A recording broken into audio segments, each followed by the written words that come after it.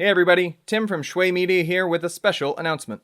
On December 26th, we will be releasing our very first Shui Media original audio drama, Once We Were Monsters. And at the end of this episode, you will get to listen to a sneak preview of that episode. Around the first 4, 5, 6 minutes. Something like that. So be sure to stay tuned to the end for the sneak preview of the Shui Media original audio series, Once We Were Monsters, with episode 1 premiering December 26th on Shui Media and all other podcast directories. For more information, visit shuimedia.com. And now, enjoy the show!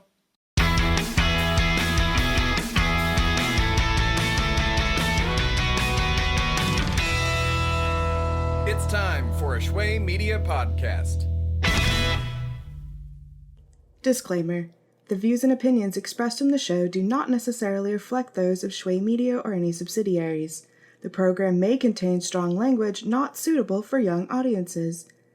Series discussions will contain spoilers. Listener discretion is advised. Enjoy the show!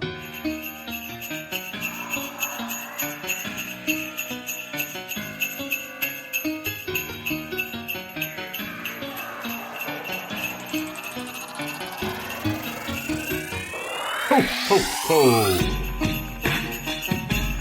Hey everybody! What's up, guys? It's the holidays. I'm Luna. I'm Matt. And this is we're finally doing another show. Good God. This has to be like the closest in frequency between shows we've had in a while. Yeah.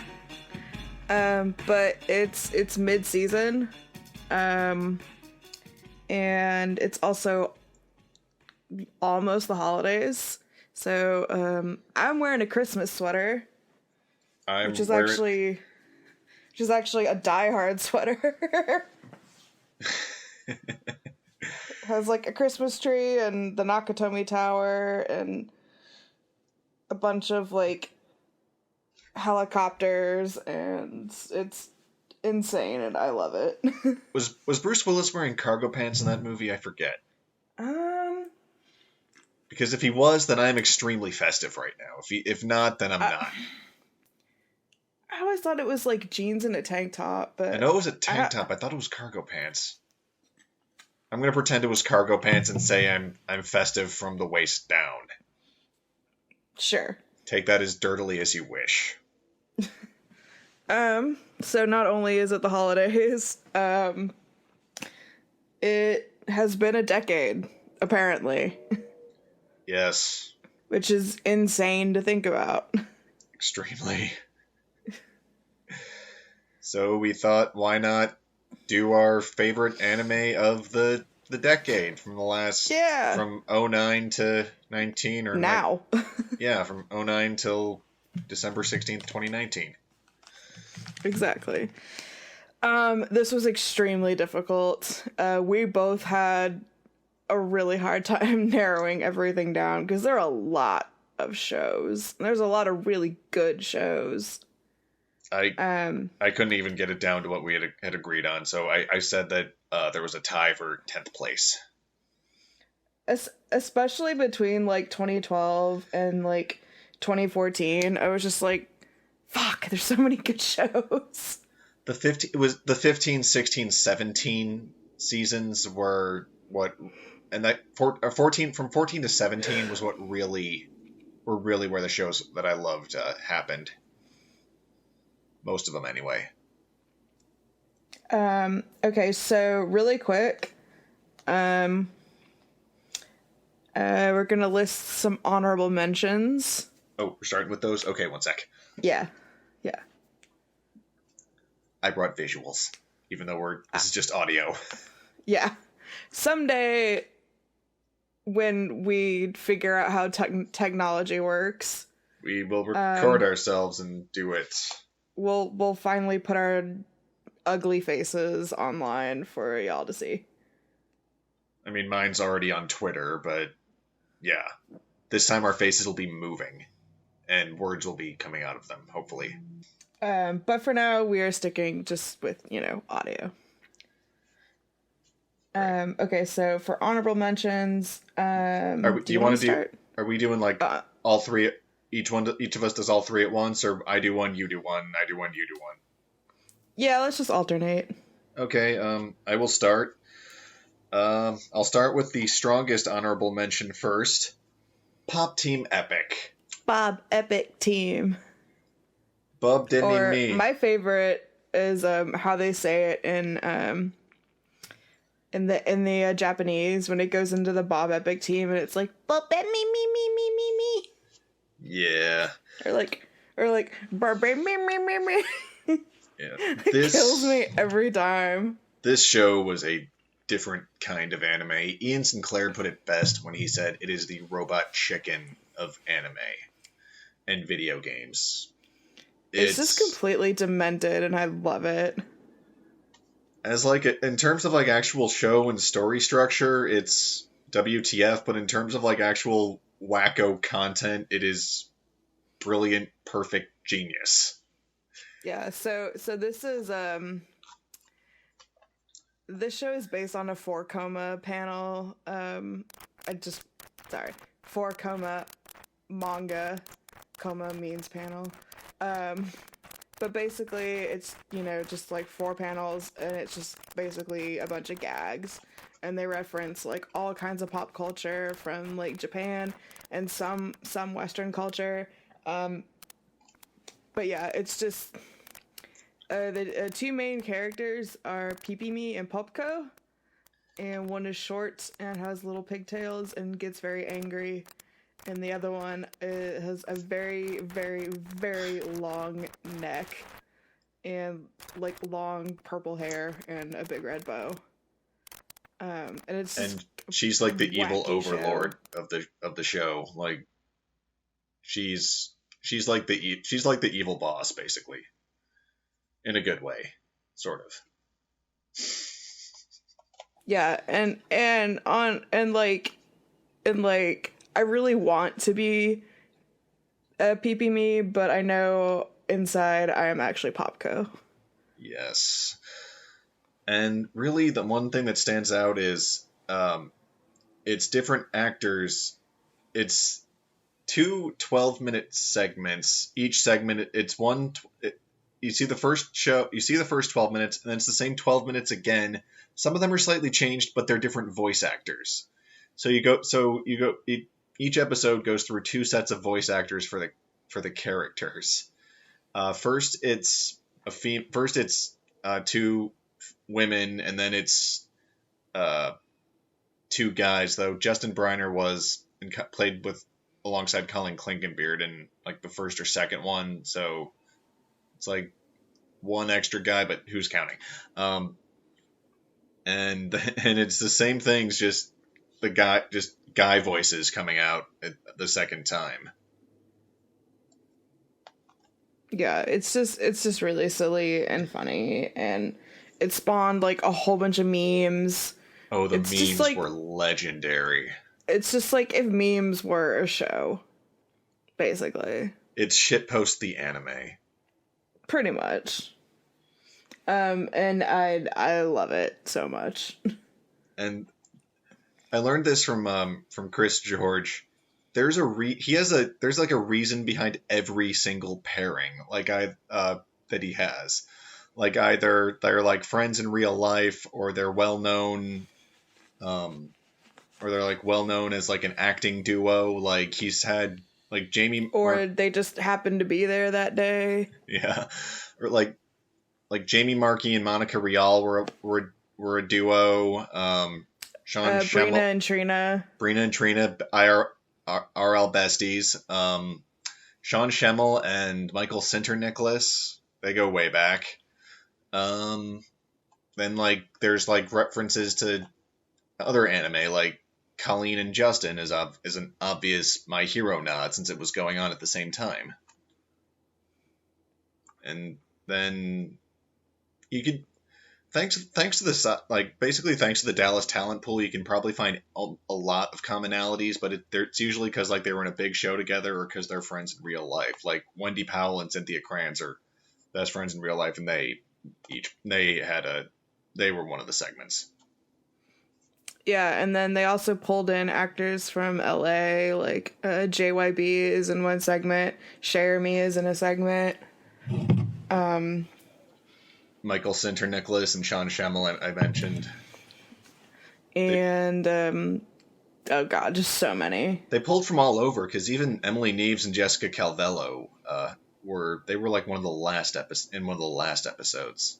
I think episode 7. I thought it was later. I thought it was like 10, 11, or 12. It's the one where they go to Ginza. Yeah, I thought that was later. Okay, I could be wrong. But I yeah, could be wrong too. I just remember that it was Ginza. That was easily one of my favorites. It was hilarious. All right, and that's my first honorable mention, Pop Team Epic. My first honorable mention is a show from 2000. Hang on.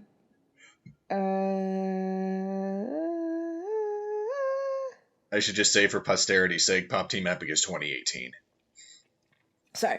2010. This is a show from 2010. It's based on a manga by Ono Natsume, who is probably known for Ristorante Paradiso and Aka 13.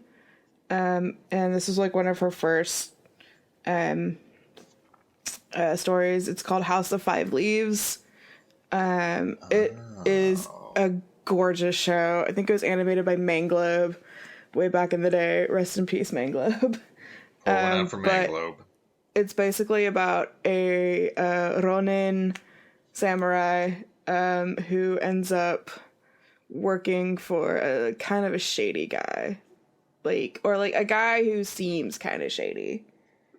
But maybe he's not. But just like, she has such a unique art style, and it's just such a beautiful show. Like, I don't want to give too much away. It's kind of slow paced. It's very dialogue heavy. So I would say, like, even though it's about samurai, it's not, like swish swish clang clang, like high action. It's very just kind of like, what do I want to say? It's very contemplative. It's kind of got more of like a Mushishi kind of vibe. Oh, like Mushishi, that's one I should have done. It's kind of like, well, just in the sense, like, it's kind of slow paced. There's a lot of like scenery, cuts, and it's just kind of very like calming, but also kind of eerie, if that makes any sense. Yeah, that's exactly what Mushishi is, which is part of why I loved it. It's kind of like that. It's such a good show. I love it so much. I don't know if it's on Crunchyroll anymore. I have not a Blu-ray. I have a DVD of it from like way the hell back in the day. I don't even know if it's still in print. But if you were able to find this show, please watch it. It's so good. That actually segues perfectly into my next honorable mention, because the art style, 18 If. It's an anime about wacky show. It's trippy, it's wacky, but it's also just beautiful. This show stood out. I have a list here. This is from 2017. This show got attention because every single episode has a different art director. So every single episode has a different art style. Like, some of them are like subtle. Dandy. Yeah, some of the changes are subtle, others are blaringly obvious. But at the same time, like, it's the same characters, it's the same story, nothing except the art style has changed, which just really creates for some interesting imagery. And it's eerie, it's sort of trippy, but it is also just beautiful. The dub has Rico Fajardo and J. Michael Tatum as two of the mains, and there is just some crazy stuff at work here. It's about going into dreams of these comatose girls and trying to snap them out of it, and all the while I don't want to spoil anything, but there's more going on, and it is just really just a visual roller coaster more than anything. And I just remember just eating it up when it was airing. What was the one that I really liked? I think it was the one with the whale. You mean the one with like the Saint-Exupéry kind of art style, like episode 7, I think, 5 or 7. Hang on. where like the I have kids to were like think little about robots it. and stuff. I want to say it's like they're in the ocean. I'm like not explaining this well at all. I'm sorry. It's okay. You're not ringing any bells, but it's okay. There's one episode in particular that's like so gorgeous. Might be the Wizard of Oz one. I think that's the one you're talking about. The one that was like completely different from everything else. Like Yeah. completely.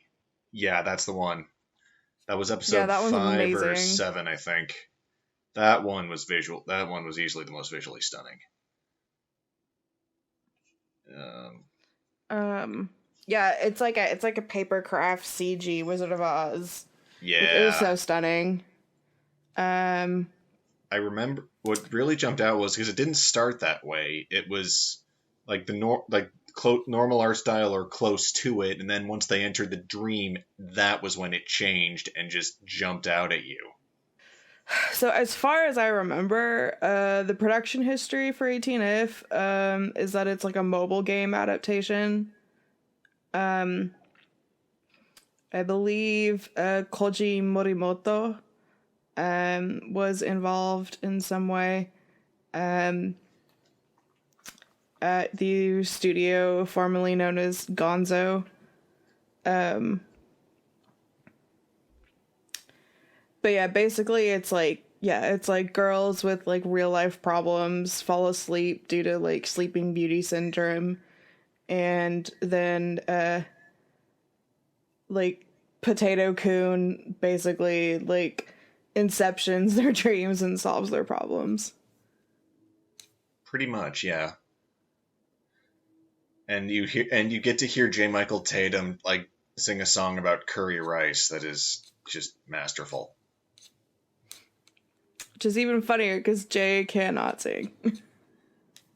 He makes it work though, or at least Oh if yeah, can't no, sing, he totally makes it work. But least the he engineers jokes about it all the time. Like people are like sing, he's like, you do not want to hear me sing. I remember talking with Rico Fajardo about this recently, and we were talking about that scene, and we just both started cracking up about it because it was just so random and off-brand for Tatum, but still just so good and well done. Yeah. Okay, so other honorable mention, really quick, is one of my favorite shows probably ever. Very few people have heard of it, but it's so weird and it's so fucking funny. It's called Humanity Has Declined. Oh, I've seen that in catalog. I've seen that in Sentai's sales before. Yeah, it's licensed by Sentai. I believe it's from 2012. Basically, it's about this girl. Okay, so the Earth has gone through. It's like a post-apocalyptic setting, but it's not quite the post-apocalyptic setting that you would think. So not quite like Girls' Last Tour or something. You know, it's not like the Earth is like this, you know, Mad Max wasteland or something. It kind of looks like the English countryside, and it's like society is kind of like started over. And everyone's kind of dressed in very sort of like medieval-ish clothing, kind of. Anyway, so the main protagonist does not have a name. We just call her Watashi. And basically like the supreme overlord of this particular like version of Earth are these things called fairies. And they seem really cute and squeaky and adorable, but they have a lot of power. And basically humans are trying to harness their magic power because they're not very smart, and which makes them kind of dangerous. So Watashi, the protagonist, is the fairy liaison. So she's kind of like humanity's like correspondent, you know. So she tries to like facilitate discussions and stuff between the humans and the fairies, but she is very bitterly sarcastic and cynical, and she's so funny. And there's a lot of this show has spawned like a ton of memes. Like, I think probably the most famous meme is an anthropomorphic peanut butter and jelly sandwich trying to tear itself apart. Yeah, I've never seen that one before. But go on, continue. I'll pretend to know what that means. Okay. While not being hungry because you just mentioned food. It's just a really silly show, and it's really funny. And if Sentai, because Sentai's been kind of going through their backlog and like dubbing shows, so if they ever do it, I swear to God, I will literally drive like 5.5 hours to Houston and like audition for that show. Please dub so I can't play H if you're backlogging. Please do it. Just because. Because I don't even have to be Watashi. I'll be one of the fairies. I don't care. I'll be a freaking villager. I'll do Walla.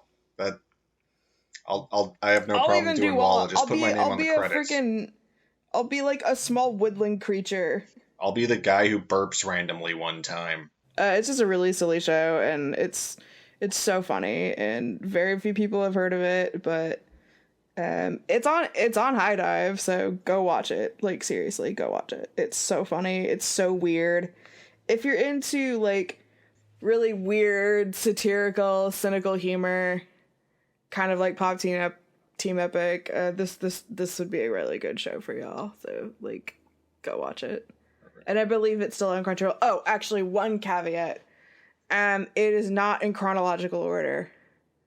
There's a broadcast order and a chronological order.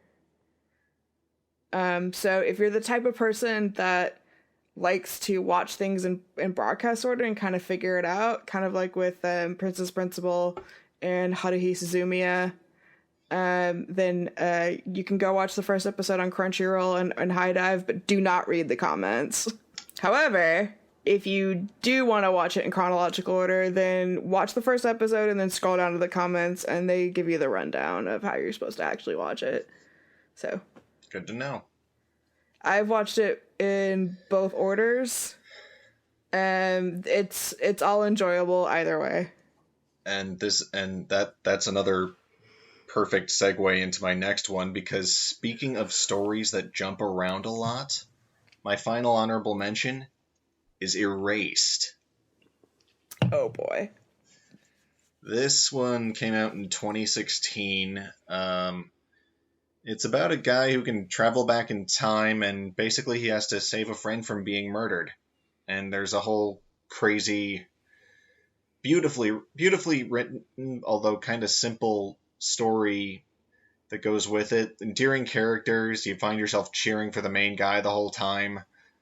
The music is just masterful. Mwah. Yuki Kajiura did it, so it's gonna be just fucking god tier. Like, just go home. Everyone else can go home. Actually, a couple of my friends got to see Yuki Kajiura live. I think it was like 2 years ago or something at a convention. Oh my god, that must have been incredible. God, I am just stupid jealous of them right now. It has one of my favorite ending songs of all time, Sorewa Chisana Hikari no Yona by Sayuri. Though I learned recently Kajiura did the melody and lyrics for it, which is, I thought it was a Sayuri original, but Kajiura-san did that, and it's also like the main theme of the whole, main melody is the theme of the whole the show, and it is just beautiful. Like, it is simple, which is why I didn't make it into my tops, but it is just beautiful. Like, it deserved all the hype it got when it was airing. It's very well directed. Like, there's some really cool perspectives from like the camera angles and stuff. Like, one of the first shots in the classroom, it sort of shifts perspective from kind of like you're looking in from the window, and the camera kind of tilts like downward toward like the upper right hand corner. It's really, really cool shot. And there's a lot of foreshadowing and stuff within like the way that the camera is framed throughout the show, which is kind of cool. Yeah, the ending was a happy ending but like not a corny one. I thought it was really Not to spoil anything too much, but there is a moment where you find out who the bad guy is, and that's like probably the only part I thought was really cheesy, and I literally expected the bad guy to like turn to the main character and be like, "Prepare to be erased." Yeah, up until Like, that I literally expected him to say something like that because it was so cheesy, and I could not stop laughing. I would not have But guessed other it. than that, it's a really great show. Yeah, with the bad guy, I would not have guessed it like prior to the couple scenes before the build up. But then like once it was like, okay, now it makes sense. Okay, this I guy had my suspicions just based on again, I'm not trying to spoil too much, but so it deals with a series of child abductions, and just based on my background in psychology, I kind of had a good idea of who I thought the culprit was, just based on what I've learned and based on like all the research that a lot of forensic psychiatrists and psychologists have done throughout the years. So that's kind of how I sort of started to figure it out. But anyway, I loved digress. it, and I'm just tickled pink that the Blu-ray set comes with the soundtrack. Oh my god. Oh yeah, this is sadly it is an Aniplex title, So it's gonna be a little pricey. It's gonna set you back a little bit. I remember just a little bit. I remember I was not making a whole lot when it came out, and it took a while to save up for it, and still felt like a bit of a shot in the arm. But yes, it was worth it in the end. Speaking of other Aniplex titles, we are just segueing like ad-lib champs right now.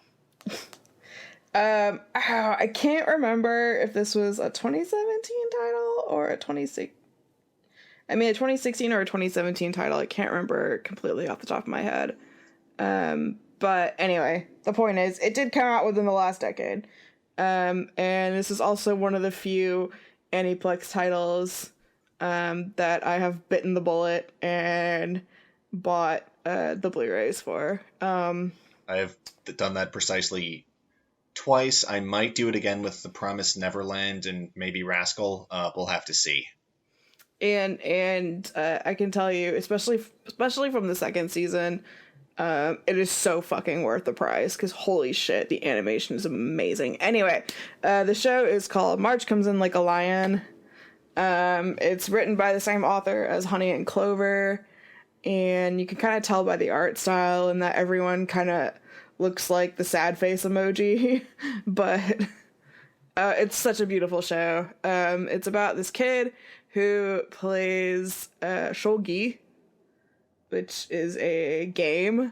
It's kind of like a tabletop game. It's it's Japanese chess for it's basically layman's it's kind of terms. like chess. It's a little more complicated than that. More pieces that can do different things. There's actually in between certain episodes, this is like one of my favorite things in the entire world, but there are these cute little like instructional videos and they sing this really cute little song, and all these little shogi pieces come to life, and they sing this little song. They basically teach you how to play shogi, and it is the cutest goddamn thing I've ever seen, and I love it. And like, okay, so it was animated at Studio Shaft. The soundtrack is so good. Bump of Chicken.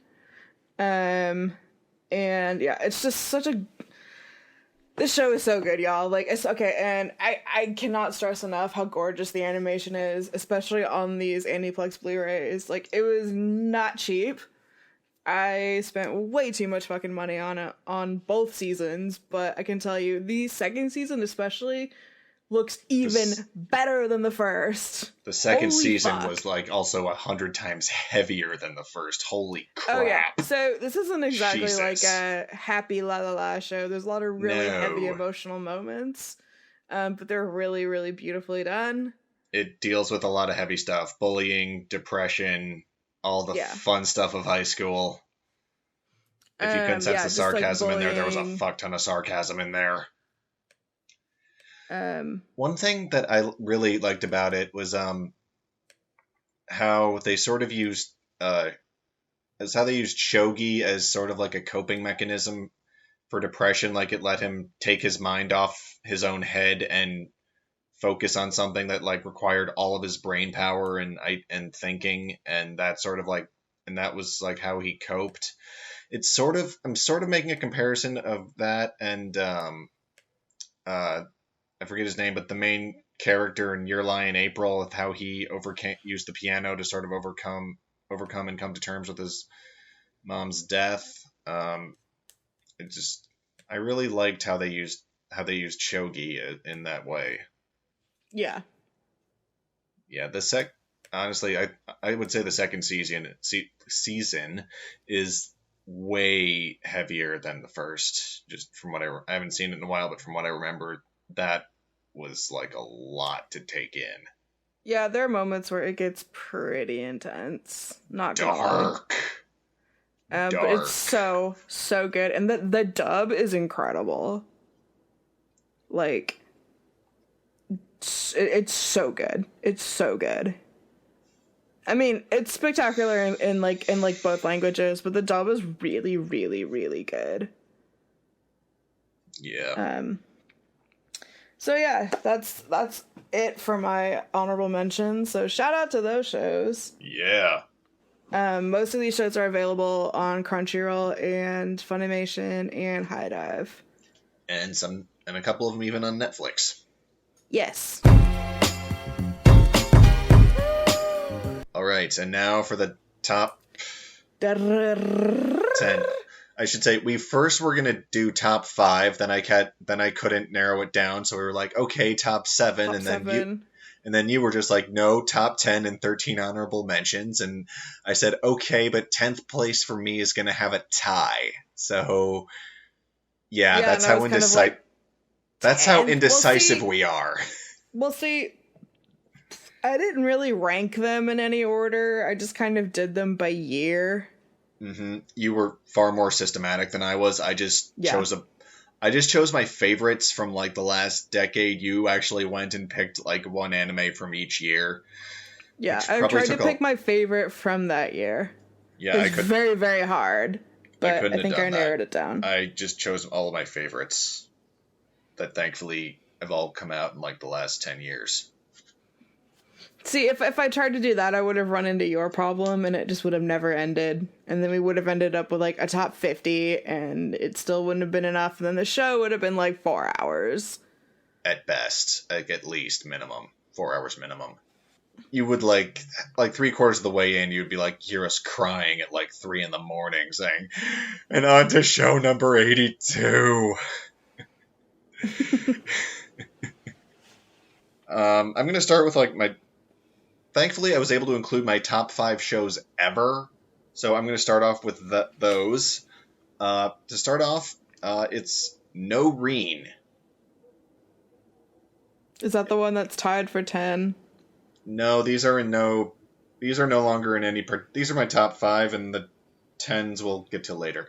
No Reen. It's a slightly ecchi rom-com about life at an agricultural school and what happens when a pop idol transfers there, and it's just hilarious. Like, the energy in it is just insane. They have a nymphomaniac teacher who's played by Tia Ballard, who just goes completely 100, like, all out nuts ham in the scene and just brings it to life like no other.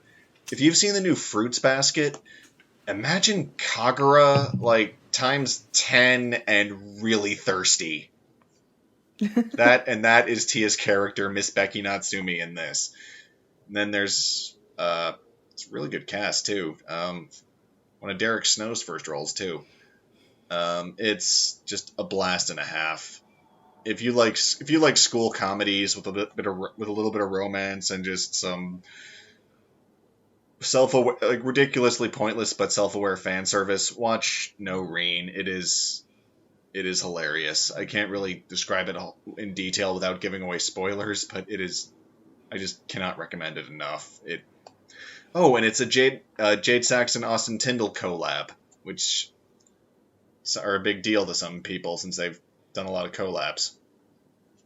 Or not collabs, but co-stars. You know what I mean. So yeah, no Reen. Watch it. I think you're the only person I know that pronounces collab as, like, collab. No, I've heard other people say collab, like when they're just shortening it. I don't say collaboration, I say collaboration, but when it's short, I say collab. It's collab. Like, collab. No. I've never heard it that way, actually. Collab just makes it sound like you're trying to be like, collab. No, it doesn't. Like, hey kids, it's time for a collab. The hell kind of 90s commercial did you come from?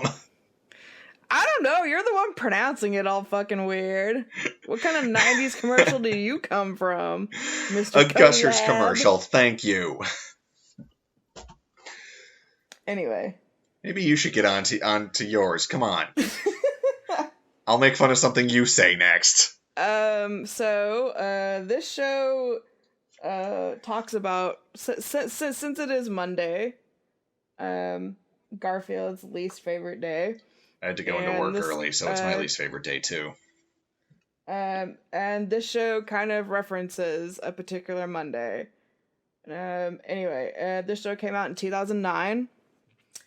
It was done by Production IG, and it is called Eden of the East. And oh boy. So this show kind of centers around an event called Careless Monday, where a bunch of guys just sort of congregated in their underwear.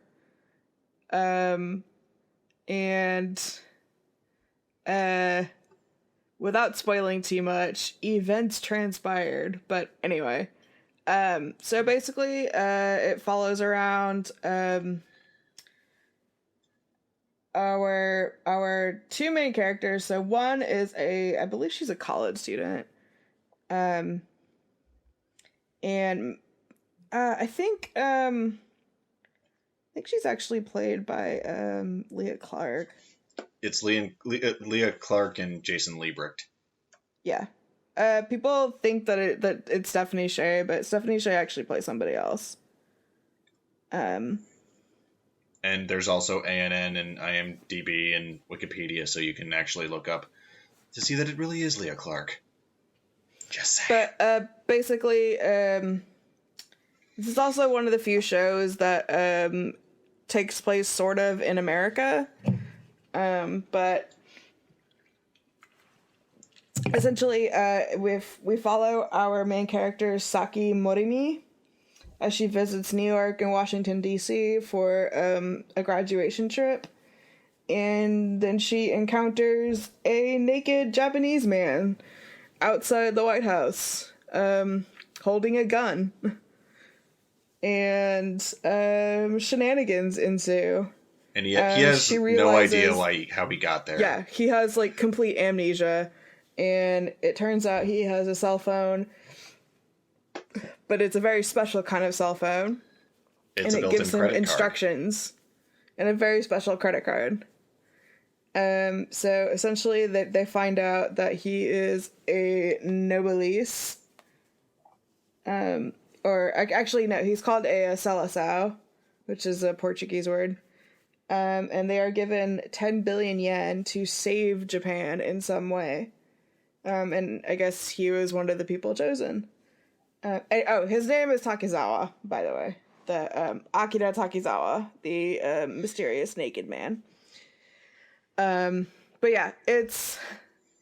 I promise this is not a hentai. This is actually, like, a really cool kind of, like, thriller. It's just a really cool show. The animation's really great. There's some really funny moments to it.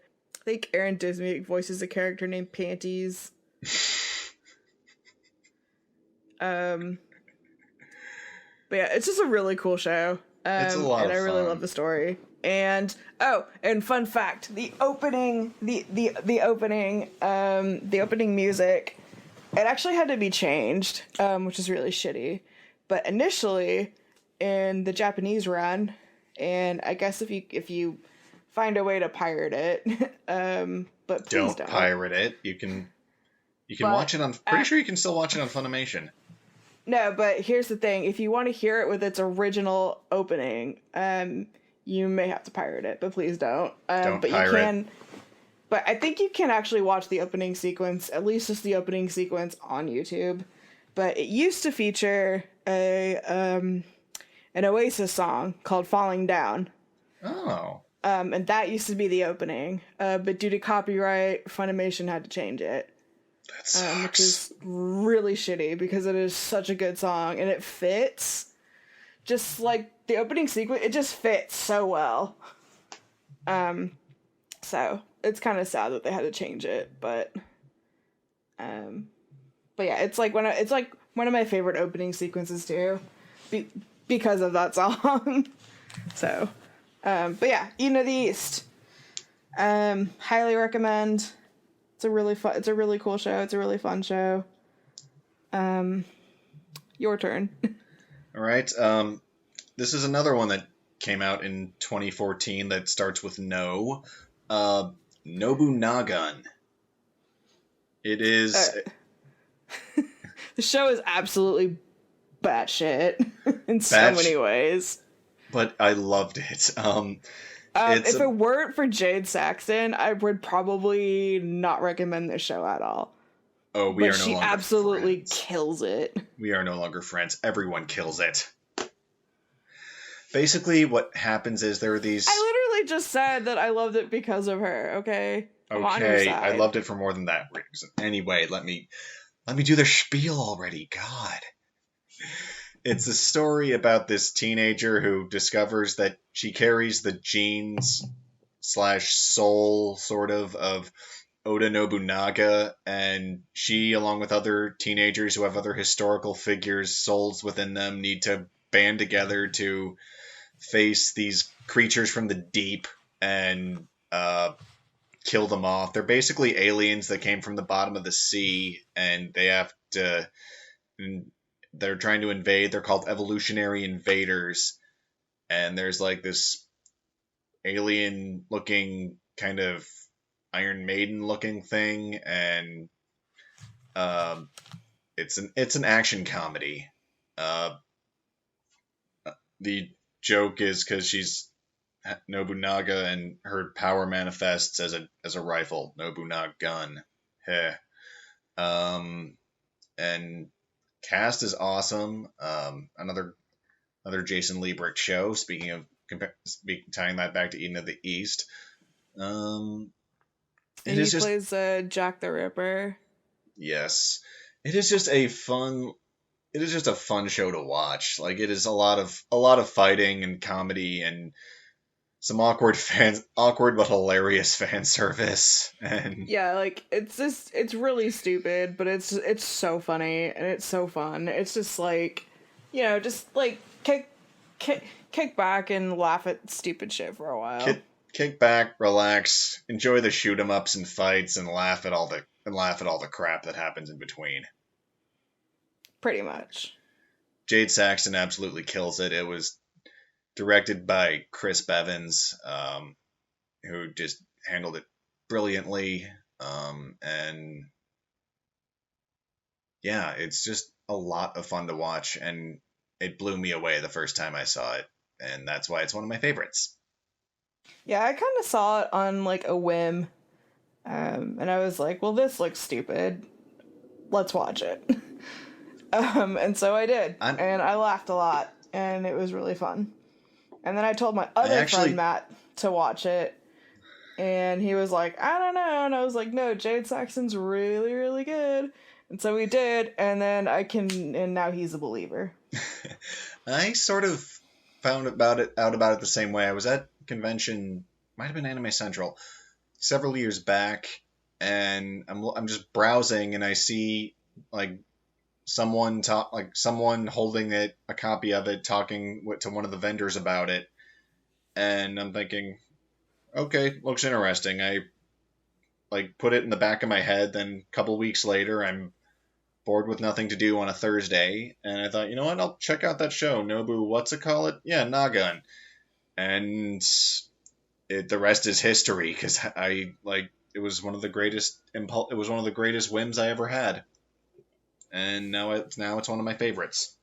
Okay, so next show, um, is from 2010. It features a very wacky cast of characters.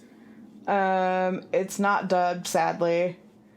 I wish it was, because I could totally see JYB as the main character. But it is called Arakawa Under the Bridge. It also has, like, a really awesome soundtrack. Also a Studio Shaft show. Basically, it is about this guy who, is from, like, a very wealthy family, and he has this, like, really weird, principle where, if somebody does something nice for him, he has to, like, return the favor. Like, it's just, like, his weird thing.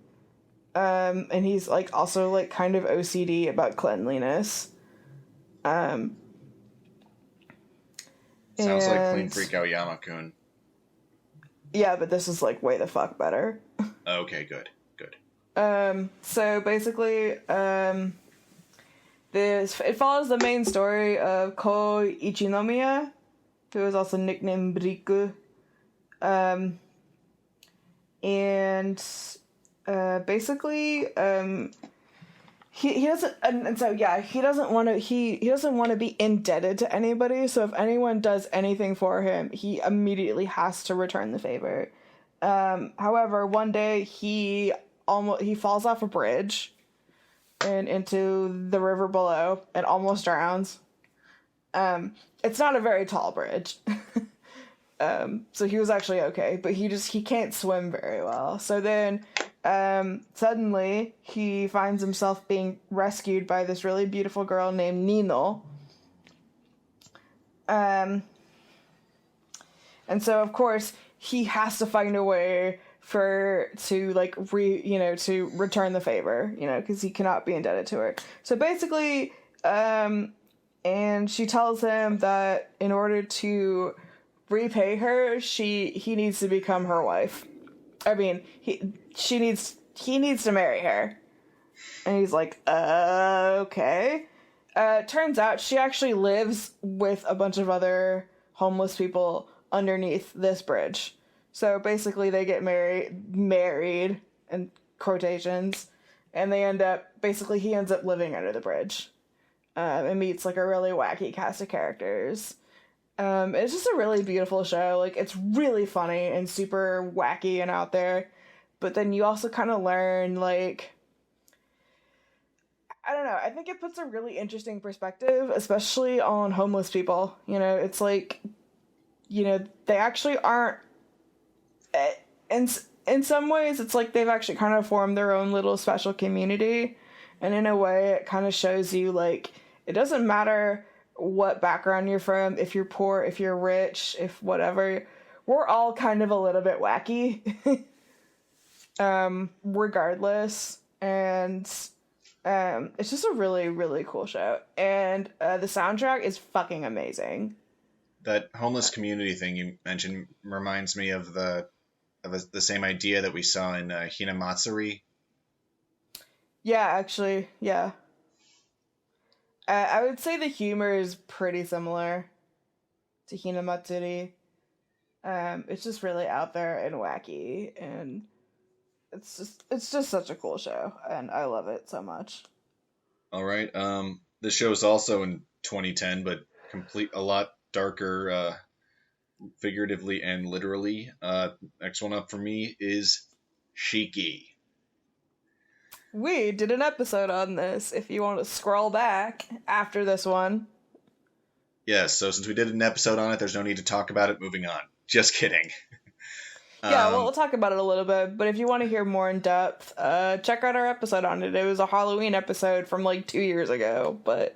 That's how frequently we recorded. Exactly. But it's a really good one, and yeah. I sing in it, so cover your ears. Oh, not only does he sing, he also forgets to introduce the show. Yeah. Good times. Anyway, Shiki. It's about a vampire invasion in a small town and how people try to fight it, and it makes you question what it means to be human, and are all evil people good, or some evil people good, some bad? Does being something different make you bad? That kind of stuff. It is gory, it is haunting, and it is just beautiful and Also brilliant. features some of the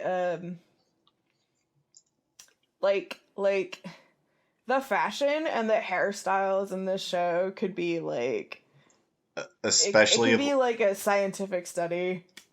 Especially of like the three main women in the show, like Yes. like Sunako, the vampire mom, and then Tia Ballard's character, the pink-haired one. Yeah. Monami. And yeah, the fashion alone is just reason to watch this, because that is some Paris Fashion Week shit right there. And this is like podunk mountain town Japan, so they, of course, so you know that they'll stick out like a sore thumb. But yeah, it's dark, but really, really good. Great cast, and I don't know what else to say. Don't watch check out it. our episode on it. Don't watch it before bed. I did that once and had nightmares. It's one of the few times some piece of media has ever given me nightmares. Yeah, for sure. But yeah, we did a whole episode on it if you want to hear it more in detail. It's a really good show. The animation, oh crap, who animated it? It was shoot. Was it Bones? No, it was not studio Bones. that brought you Black Butler and Full Metal Alchemist. That is Bones, isn't it?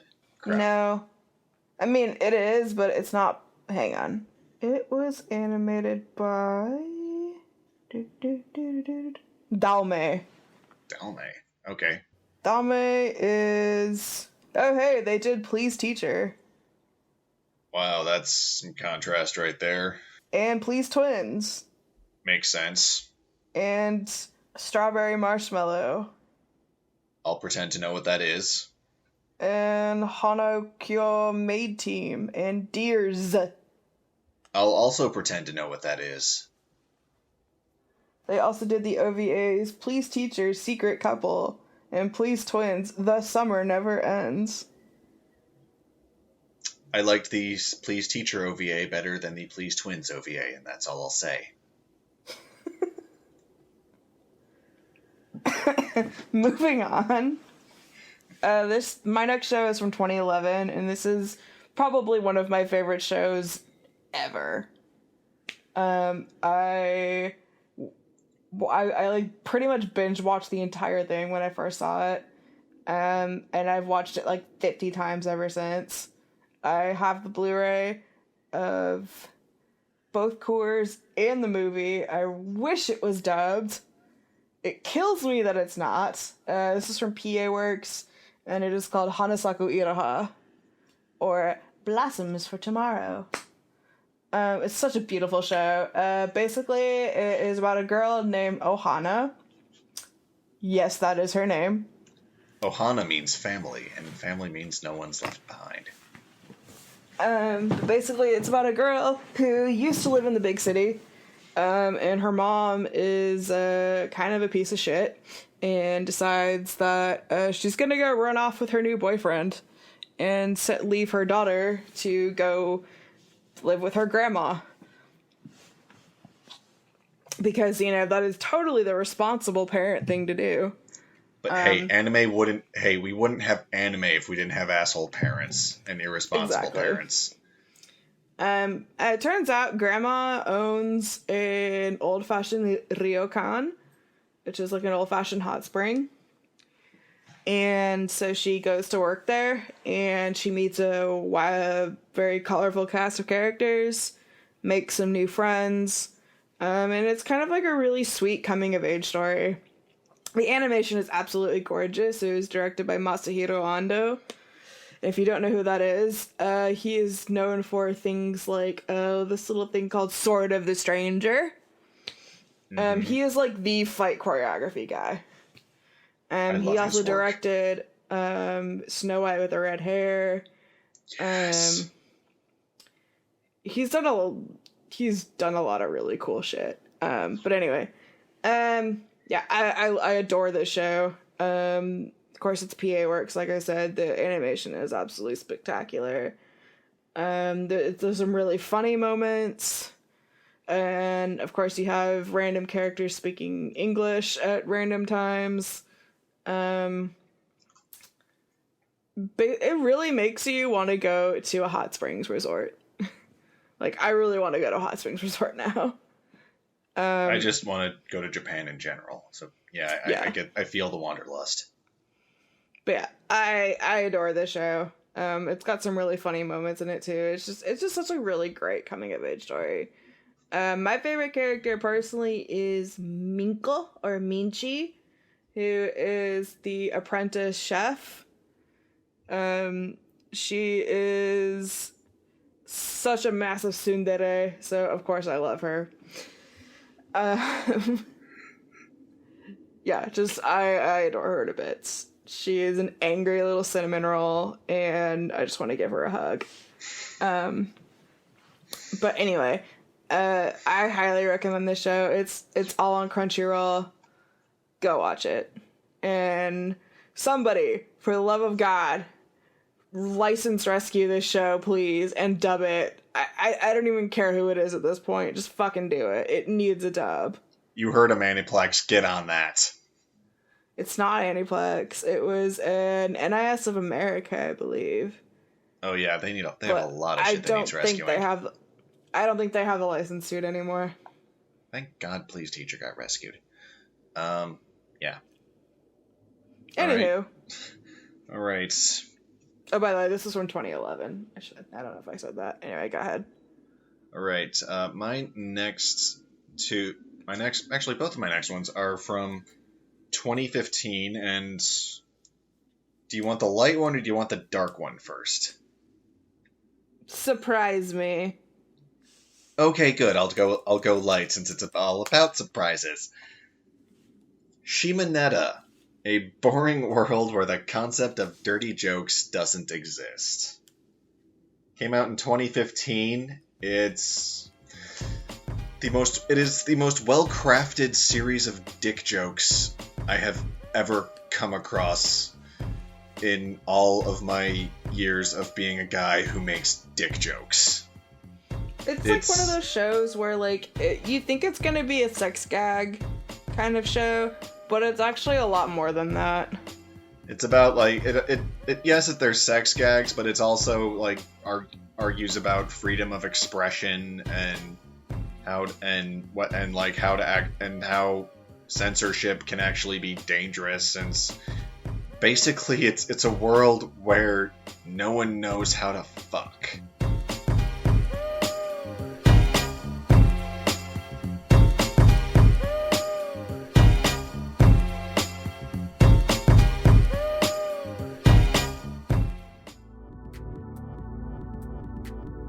This episode is brought to you by Brews and the Boys. So, what's your favorite American football team? Did you say the Dallas Cowboys? If you didn't, you're wrong. And if you're still saying, well, Tim, no, they're not my favorite team, well, let me recommend that you listen to the Brews and the Boys podcast with Michael Sizemore and Tom Ryle of Blogging the Boys so that they can prove to you that your favorite team is indeed the Dallas Cowboys. Brews and the Boys is your friendly neighborhood podcast that's a lot like going down to your friendly neighborhood bar and watching and talking about the game with your friends. Every week, Michael and Tom give an in-depth analysis about what the Cowboys have done, what they're doing, their player stats, player analysis, everything under the sun that you need to know about the Dallas Cowboys you can find from Michael Sizemore and Tom Ryle every week on the Brews and the Boys podcast on Blogging the Boys and the Vox Media Podcast Network. For more information and episodes, head on over to brewsandtheboys.com. And now, back to the show.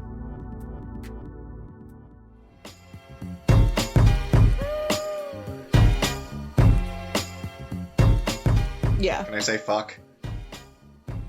I said it, so sorry, Tim. We're on the internet. I swear, like, the past, like, this is how long it's been since we've done this show. Like, Matt has forgotten that we were on the internet and we can say whatever the fuck we want. Okay, good. You said fuck, so I can say fuck. Sex and porn and all the fun stuff like that is so heavily censored that people don't know what it is anymore. And there is now, like, the world's greatest black market for any kind of sexual material. I'm talking like videos of flies getting it on is now like black market high quality shit. There's a duo of sex positive terrorists, if you will. They're called erotic terrorists in the they are erotic terrorists. The leader is a girl named Blue Snow. Played by Jamie Markey. Who likes to yell very suggestive things at the top of her lungs. If you've ever played the penis game in public, that's basically what she does. And basically, she just likes to cause a stir, if you will. Cause a stir, but while still drawing attention to what their cause is, which is to remind people that like sex, sexual thoughts, sexual desires, they're normal and healthy and shouldn't be punished or like criminalized or anything, and that proper understanding is like the key to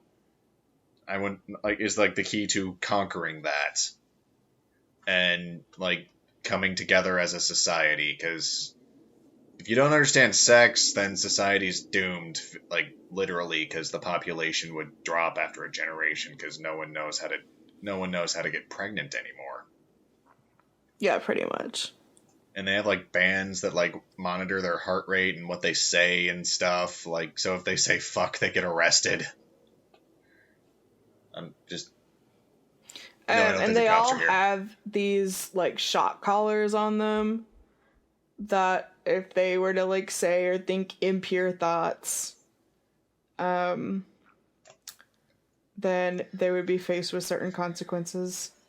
And like that, and then going back to the armbands, they track wrist movement. So if you're drawing anything dirty, they'll know. Yeah. One of the characters found a way around that by drawing with her mouth. So when you're impressed, improvise. Oh, who voices her? I think that one was Brittany Karbowski. Yeah, I was gonna say, I think she's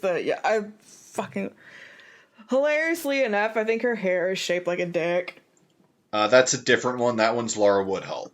Oh, just kidding. Two characters, but yes, there is a girl whose hair is shaped like a dick, and if you think they don't take full advantage of that for a bunch of dick jokes, you are wrong. Like, so wrong. So yeah, this show it's really funny. I highly recommend it. It's hilarious. It's a different kind of ecchi. It actually has like a point and wit and humor to it, and not just like endless sex gags. There's actually method to the madness. Yeah. I really enjoyed that about it, because it was like a breath of fresh air in the ecchi genre. Yeah.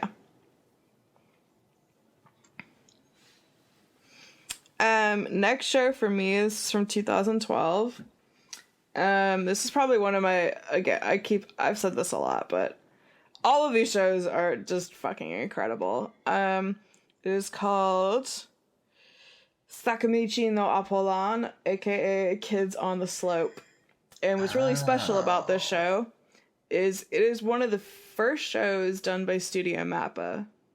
Oh, did not know that. Directed by the legendary Shinichiro Watanabe. Yes. Music composition by the legendary Yoko Kanno. Nice.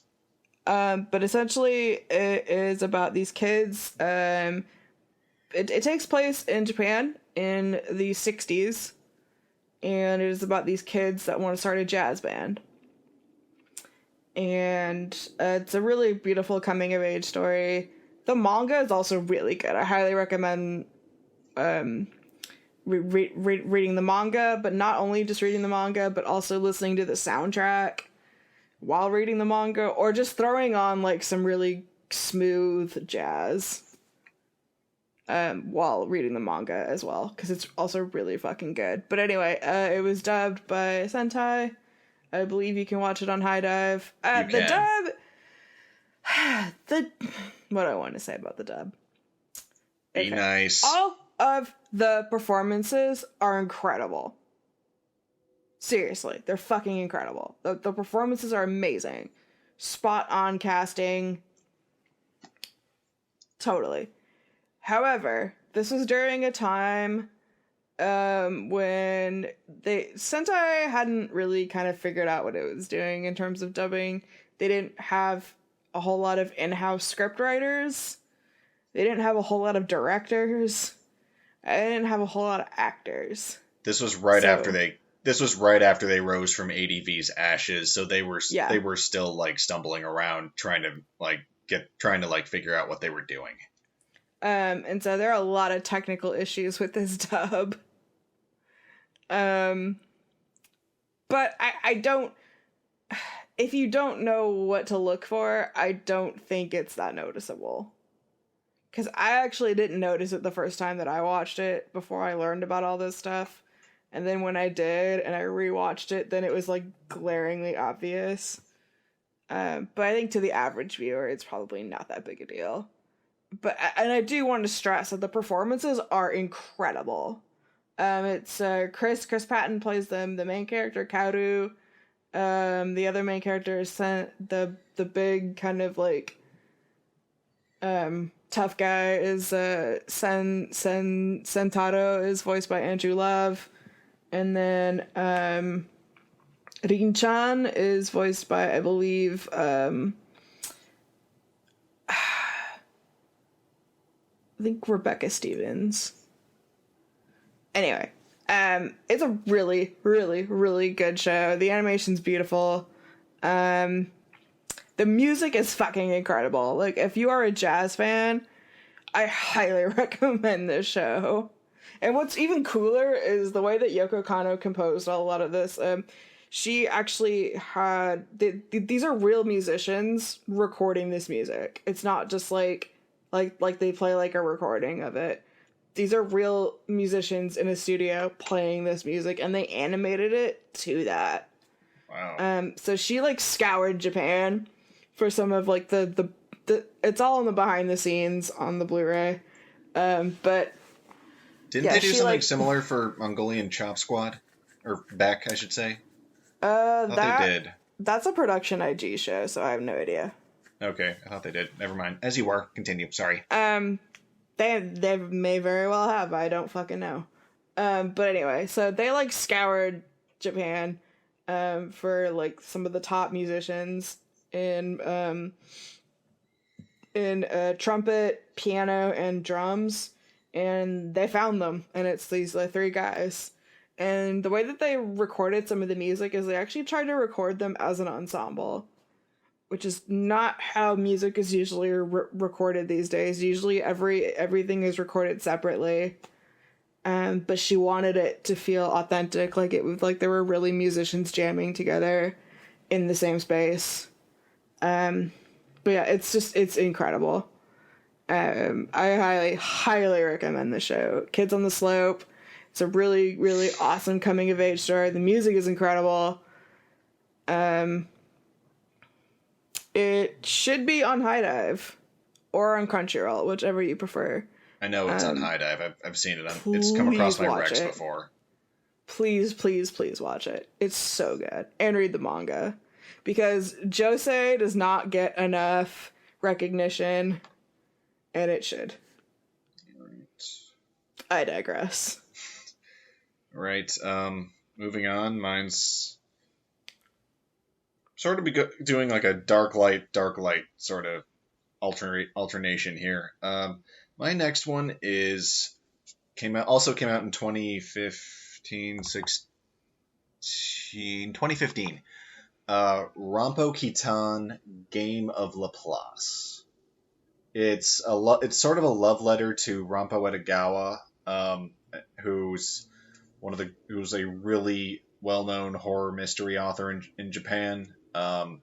You can find some of his works published in English, and they are extremely good. Like dark and macabre and everything, and they're like terrifying and creepy and make you think. And the stories in this are really just twisted. I don't want to say bastardized exactly, but like twisted versions of things that he's written. Really, what it does is the most damning and jarring look at the Japanese penal system I have ever seen. Like, so many guys, I don't know like how exact this is, but basically a lot of murderers were able to go free because they pled insanity and like went through therapy and then were released and then murdered again, and then the cycle continued. And it's about this guy who wants to stop the crimes. The Kogoro Akichi, who is a prominent character in a lot of Edogawa's works. If you've seen Trickster, that's an older version of there's an older Kogoro Akichi in that, because that's also an Edogawa story. Or you can also watch a slightly fictionalized version of him in Bungo Stray Dogs. I knew you were going to mention that. Which is a really good show. Knew you were going to mention that. It is just really dark. It really makes you think. The music is incredible. It's another an ED done by Sayuri, who I love. And the one thing that I really liked about the EDs in both Rampo Kitan and Erased were they provide like the perfect sort of mood to just like to take a minute and just reflect and assess like all the shit that just happened, like all the dark bad shit that happened, because both shows are pretty dark. Not like, but those offer like the way the mood of the songs offers like the perfect reprieve to like assess, accept, and then like move forward, aka onto the next episode, which I love about, which is what I love about her songs. They provide the perfect atmosphere. Yeah, it's a love letter to Edogawa in its own macabre way, which I think he would have liked because he's a macabre kind of writer. Like one of the stories that, like each episode's named after a story he's done, and in one of the stories is called The Caterpillar, where, long story short, the original story is about a man who loses all of his limbs, as well as his sight and hearing.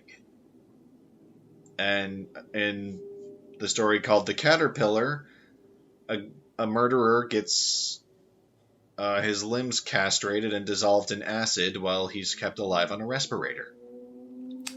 His limbs severed. Sorry. Yes. So yeah, castration is a whole other thing. It's just, the huevos. Oh, I thought it could be used for any limb or extension. Oh, I learned something today. I used to think it was just the huevos, then I heard it could be applied to anything, but I guess not. Okay. Yeah, it's really twisted. I honestly, if you've read Edogawa, their panorama islands nod is just masterful. I wish it had the same visuals as the original as the Panorama Island book did, but it is still just beautiful. It is just a dark, twisted, beautiful masterpiece, and it is the dub is actually an interesting thing, because for a while no one thought it would get a dub, because there was never an announcement about it. Like, no formal cast list was released or anything. And I remember it's one of the first few shows I pre-ordered. And the pre-order was sub only. And it wasn't until the first 2 episodes dropped the 6 weeks prior to its release that anyone realized it got a dub. So yeah, it really flew under a lot of radars because of that. Like, even I've talked to Jerry and Justin about it before at cons, and even they were like, "Oh, whoa, really? Yeah, so that's why it wasn't popular." I can tell you're completely enthused by this, so I can tell I've been rambling, so I'll pass it over to you again. Speaking of a show that very few people have ever fucking heard of, which is sad because it's amazing. It's another show by PA Works, and it is from 2013, and it is called The Eccentric Family. And there was a second season, finally, in 2016. You have watched like half an episode, and you didn't even like it. I like the animation. This is such a beautiful show. I cannot say enough good things about it. It's basically about, it takes place in Kyoto. It is written by the same author as the Tatami Galaxy. And I mean, pretty much all of his series take place in Kyoto, but anyway. It is about a family of shape-shifting tanuki. And, like, lots of, like, supernatural things occur in the show. There's Tengu spirits. There's, like, flying ships. There's paintings that serve as a portal to hell. There's human chess. Imagine if the shogi. Addams Family ran a haunted house sideshow, but was bright and colorful instead. I was gonna say they kind of already do. But yeah, essentially, it's just a really cute show. It focuses on Yasaburo Shimogamo, who is the main character. He's kind of mischievous. And essentially, also shows that subtly want to make you a vegetarian. But yeah, basically, these tanuki are, they like to be. Certain humans like to eat them, and it's kind of a subtle story. It's like tanukis plus Hamlet, essentially. Avenging the death of a father at the hands of a brother. I'm imagining a tanuki saying, "Good sir, there is nothing you could take from me that I would not more willingly part with, except my Really? life." Because I was just imagining one saying, "Long live the king." Anyway. It's Hamlet, not the Lion King. The Lion King is Hamlet! I know, that's the joke! Anyway, no, this show is fucking amazing. The soundtrack is so good. I love the opening sequence. I cannot say enough good things about the opening sequence. Speaking of analyzing the openings, Jeff through Mother's Basement talks about it a little bit in one of his videos, because he's like the opening guy. But it's got like a really like upbeat, kind of punk rock-ish sort of opening theme. It's very up and like energetic, and there's a ton of Easter eggs. It's basically just one like loving sort of like tribute to Kyoto. This is another show that was like briefly licensed by NIS of America and sort of like isn't anymore. And so yeah, someone rescue this show because it is fucking incredible. The second season's even better than the first. It has a very special place in my heart. I cannot say enough good things about it. You need like freaking salvage diving teams to rescue all of NIS's licenses. I swear to God. It's such a beautiful show. The Eccentric Family. It's just watch it. It's on Crunchyroll. Yes. Both seasons. All right. My next one came out in 2017, 18. Last year. It's still fresh. It's still new. It is Chio's School Road. This is easily one of the funniest shows to come out in the last 5 years. Like, I could not breathe at times. I was laughing so hard. The dub, especially, is hilarious. Michaela Krantz just goes full all out as Chio, and as the main character Chio, and I could not breathe at times. I was laughing so hard. It's about this girl, like the crazy antics that this girl encounters on her way to school with her best friend and other friends, and it's just a bunch of goofy, crazy stuff. I also highly recommend the manga, mainly because I just think the manga has way better art. I know the first at least couple volumes are out in America. Yeah, they should be. The art style of the manga, it's almost like night and day compared to the anime. Not that the anime is bad or anything. It's still funny, but I'm just the level of detail that is put into the manga in terms of like the reaction faces. Yeah, that's true. Some of the characters are unbelievably fucking funny, and like it's like meme worthy.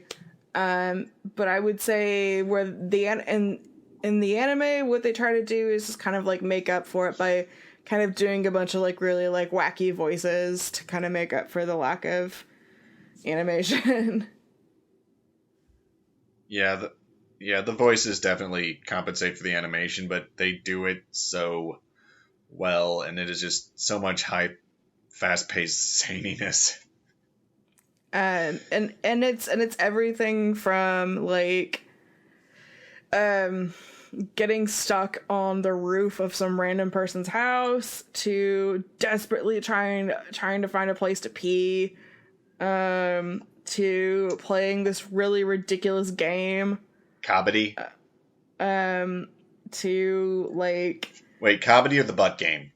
Or both? Both of them. Did you know that Kabaddi is actually real? Yes. I did not know that until like a year later when I saw a guy, like a funny YouTube commentary on a video of it. Like, oh my god, that's real. It is. Kabaddi is real. If you don't know what we're talking about, we're not even going to tell you. Just YouTube it. Kabbadi. Yeah. It's weird. It's funny. I can't even really explain it. You just have to watch it. It's fucking hilarious. It's like the weirdest form of tag to ever exist. Pretty much. Yeah. But yes, it's one of the best comedies in the last several years, in my opinion. Just the writing was brilliant. The acting was even more brilliant. Especially Michaela Krantz, who just like went extra the whole time. Like extra was her default. Speaking of shows that I thought were one of the funniest shows of the last 5 years, and this one is exactly 5 years old because it came out in 2014. This is Monthly Girls Nozaki-kun, or Gekkan Shoujo Nozaki-kun. This show is fucking hysterical. It is, and there's also another manga by the same author called Ore-sama Teacher, and it is also fucking hysterical. But oh my fucking god. It is the most hilarious parody / satire of like high school romance that you could possibly think of. So basically it is about this guy named Nozaki, who is a teenage shoujo romance author. Okay? Except he's like a 17-year-old boy. And he's very like, you know, he's kind of like a straight man. You know, he's very like literal. He doesn't really seem to have a sense of humor, and he is just like completely oblivious to a lot of things around him. Enter Chio Sakura, who is our main heroine protagonist. She is absolutely in love with him, and he has absolutely no idea, and that's the joke. And you would think that would get annoying after a while, but it doesn't. It just keeps getting funnier.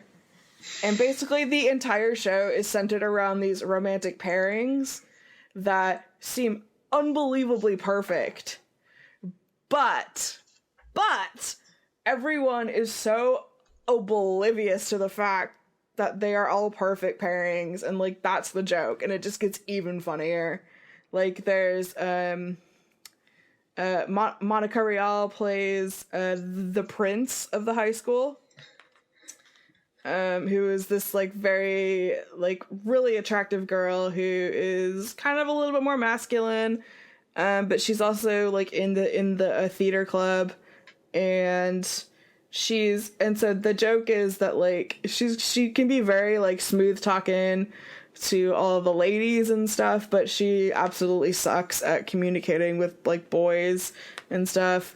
And she may or may not have a crush on the president of the theater club, who is constantly like pulling his hair out because she can be very like flighty and absent-minded at times, and he just needs the rehearsals to work.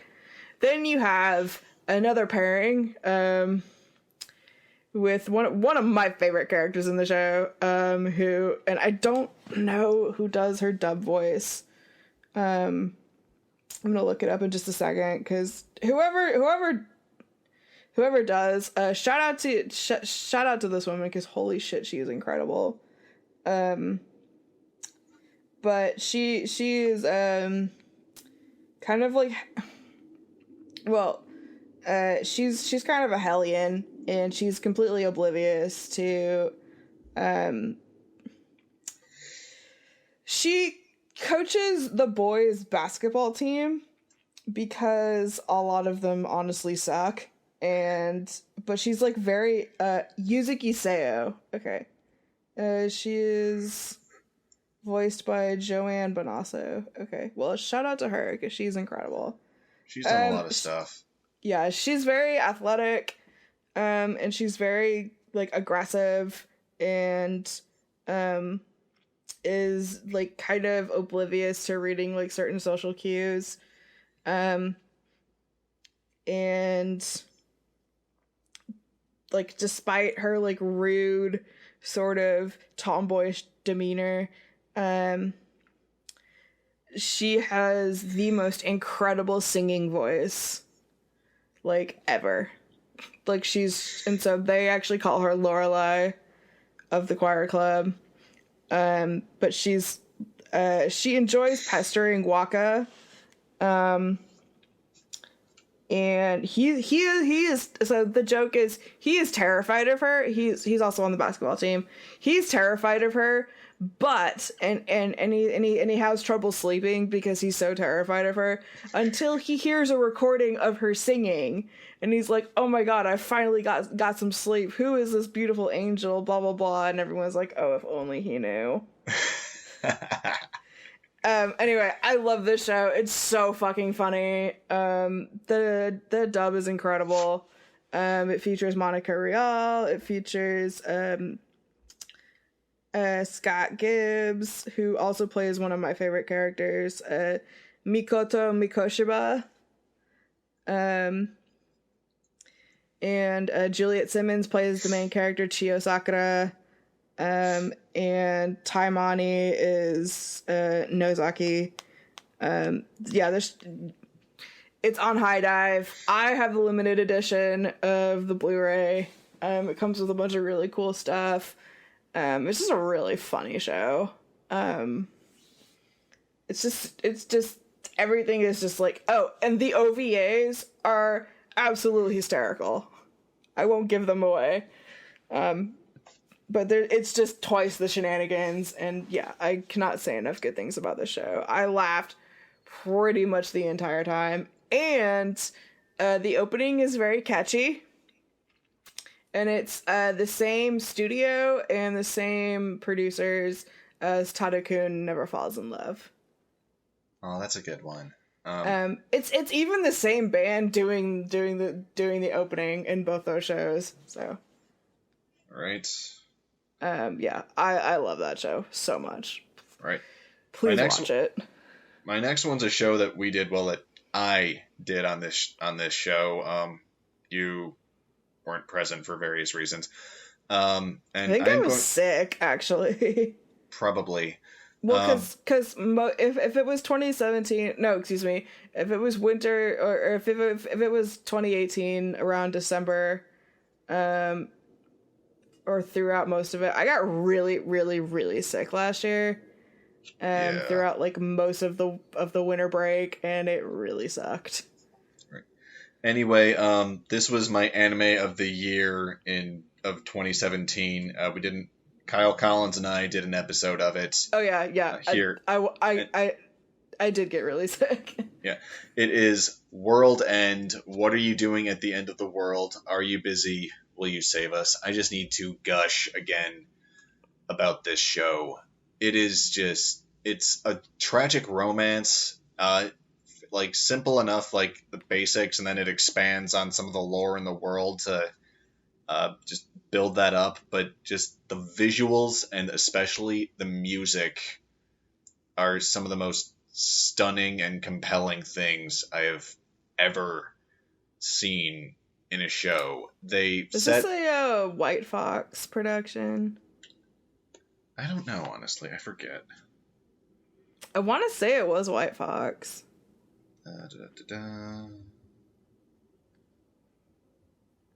Possibly. I don't Does know. it say? It doesn't say. It's Satellite and C2C.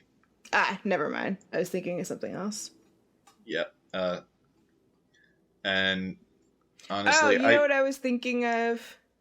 I was thinking of Death March. Oh, yes. Which is White Fox. Yeah.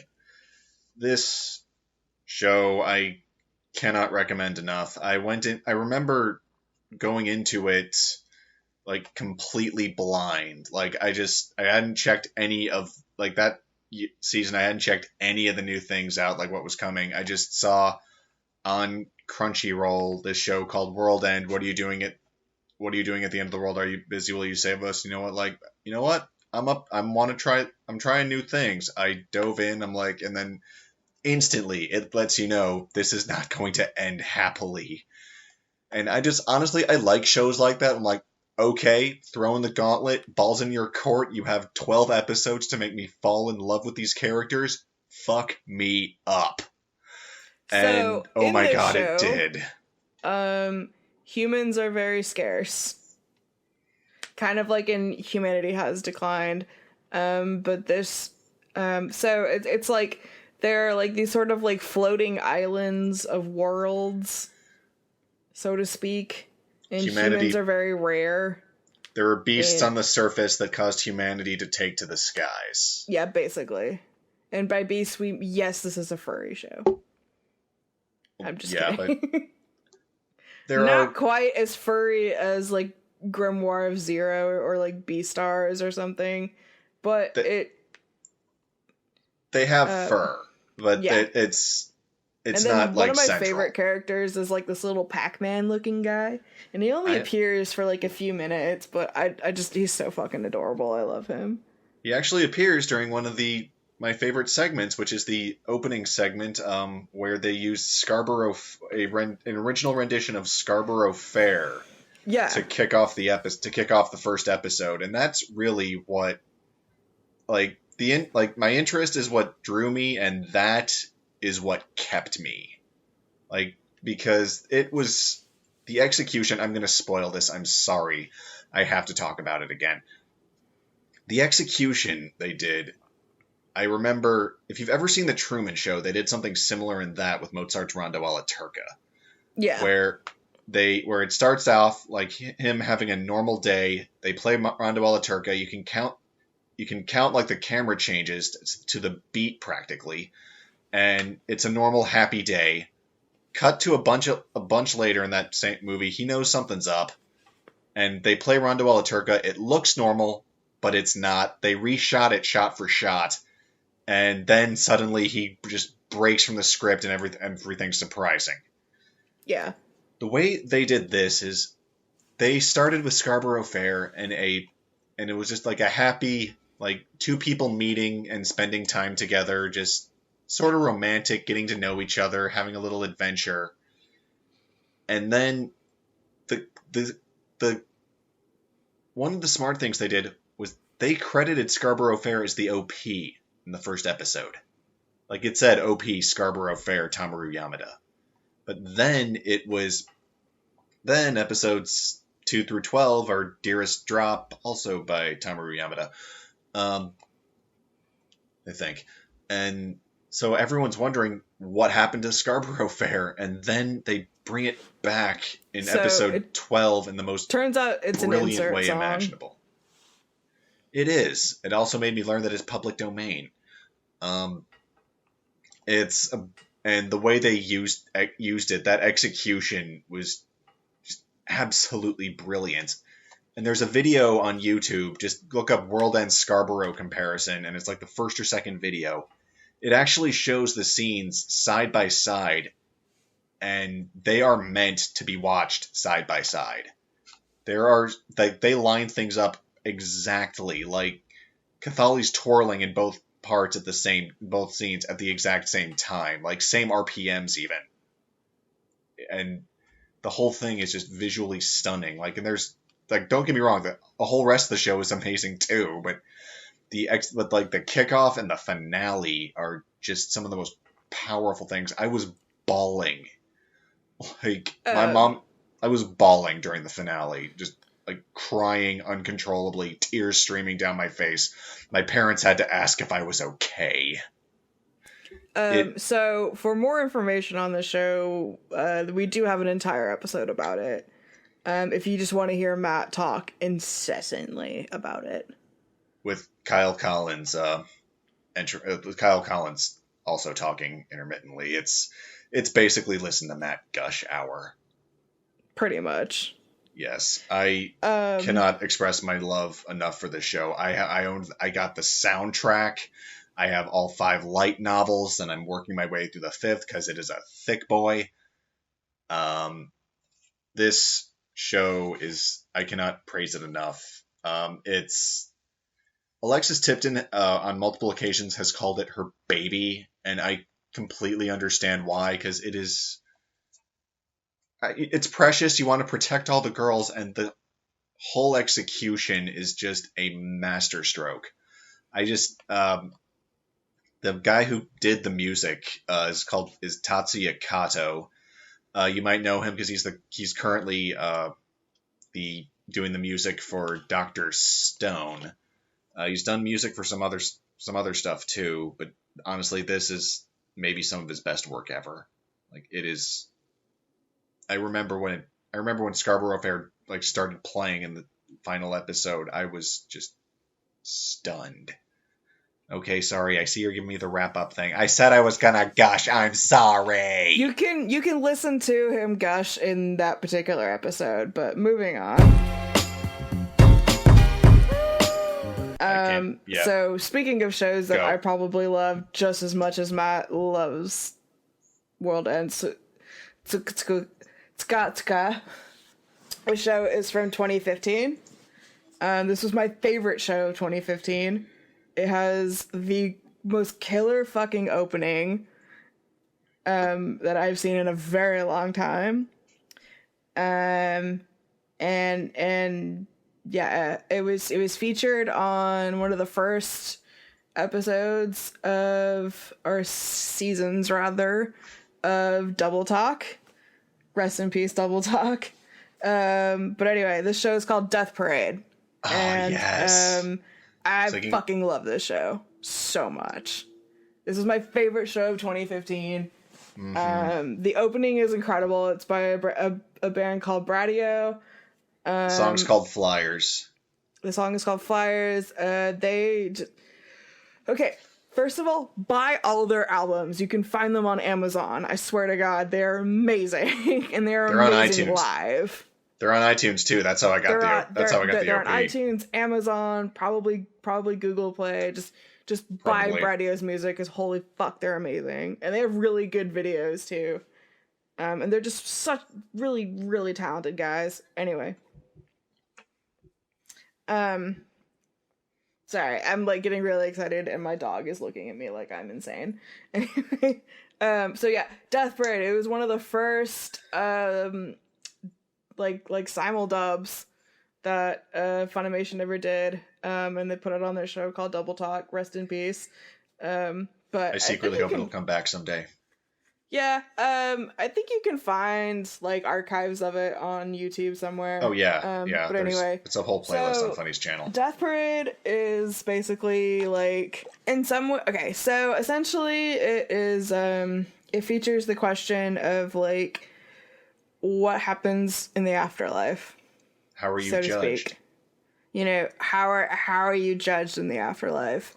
And so you end up in a bar called Quindecim, and you are greeted by a bartender named Decim, who basically presents you with a set of like billiard games, but they also kind of function as somewhat of like a challenge of like basic morality. And if it determines that you are a good person, you are sent to essentially, so there are two elevators. One elevator ascends to heaven, the other one ascends to the void. Reincarnation and the void. Yeah, basically reincarnation or the void. It is a Madhouse original. It's just, I cannot say enough good things about this show. The animation is so spectacular.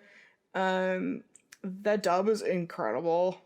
It is one of the few shows that I watched in both languages because I just had to know what was going to happen. Same here. The ending fucking killed me. My God, okay, it did. Every anime does this, but for some reason, this particular one, just because of the nature of the storyline with our main character, the black-haired woman. I will not say her real name because that's a major spoiler. But so basically, yeah, in the second episode or so, we find this woman who has come to Quindecim and has no memory of how she got there. Now, most of the people that end up there don't remember anything, but they kind of usually, once they're put through all their little trials and tribulations, start to kind of remember what happened to them. Then they realize, like, oh, okay, blah, blah, blah. Well, she never remembers. Also, she kind of, like, so since she can't be fairly judged because she doesn't remember, Decim kind of basically uses her as his little, like, assistant because she has more of, like, a human perspective. Also, with the people, they remember, like, everything before, like, the events that led up to their death, like, who they were, like, yeah. Oh, like, the guys were like, oh, yeah, I threw a lot of parties I threw a lot of parties in my day, so that's how I knew this, or I had grandkids, or whatever. But they don't remember exactly what led up to their death. Was the black-haired girl aware that she was dead, like, at first? I think she was, wasn't she? I think so. Yeah, it's rare for them to realize that they're dead. Only two characters in the entire show that come into Quindecim that aren't part of the staff realize that they're dead. One is the black-haired girl, and I am actively, like, keeping myself from saying her name. And the other was an old woman who was just the most accepting of death out of everyone in the show. Like, but am I dead? She's also, well, I don't want to spoil it, but she has ties to the black-haired woman. Wait, she does? When she shows her the storybook. Oh, yeah, you're right. That's all I'm going to say on that. Yeah. It's just such a cool show. I wish there was more of it. It's really low-key, like... Because I want to understand like the world building. Mm-hmm. Because I feel like they laid out so many clues to the world building. And they introduced so many characters that like you don't really learn about. Like you learn a little bit about what they do, but you don't learn about them as people. Exactly. Even though they're technically not people, they're arbiters, but still, like, there's just so much more like world building, and even just like the construction of the various bars and stuff. Like in Quindecim, there's a jellyfish everywhere, and jellyfish are said to be immortal, so that's kind of cool. Mm-hmm.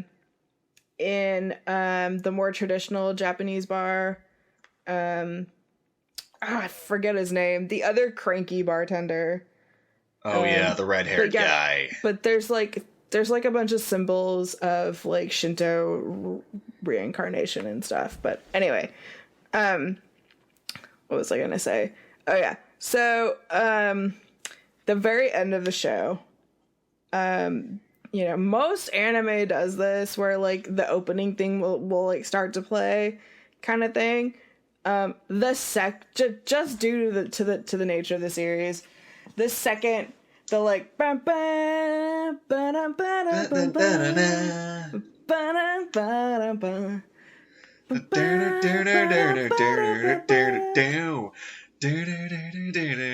the point is, Matt will shut up for a second. No, I'm just kidding. No, but the second you hear like the horns kick in the last episode, I just fucking lost it. I was like bawling my eyes out.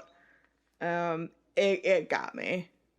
The opening is just everyone's talked about this. The opening is like the oddest contrast with the show because it is just so happy and lively and upbeat, and the show is just so dark and morbid.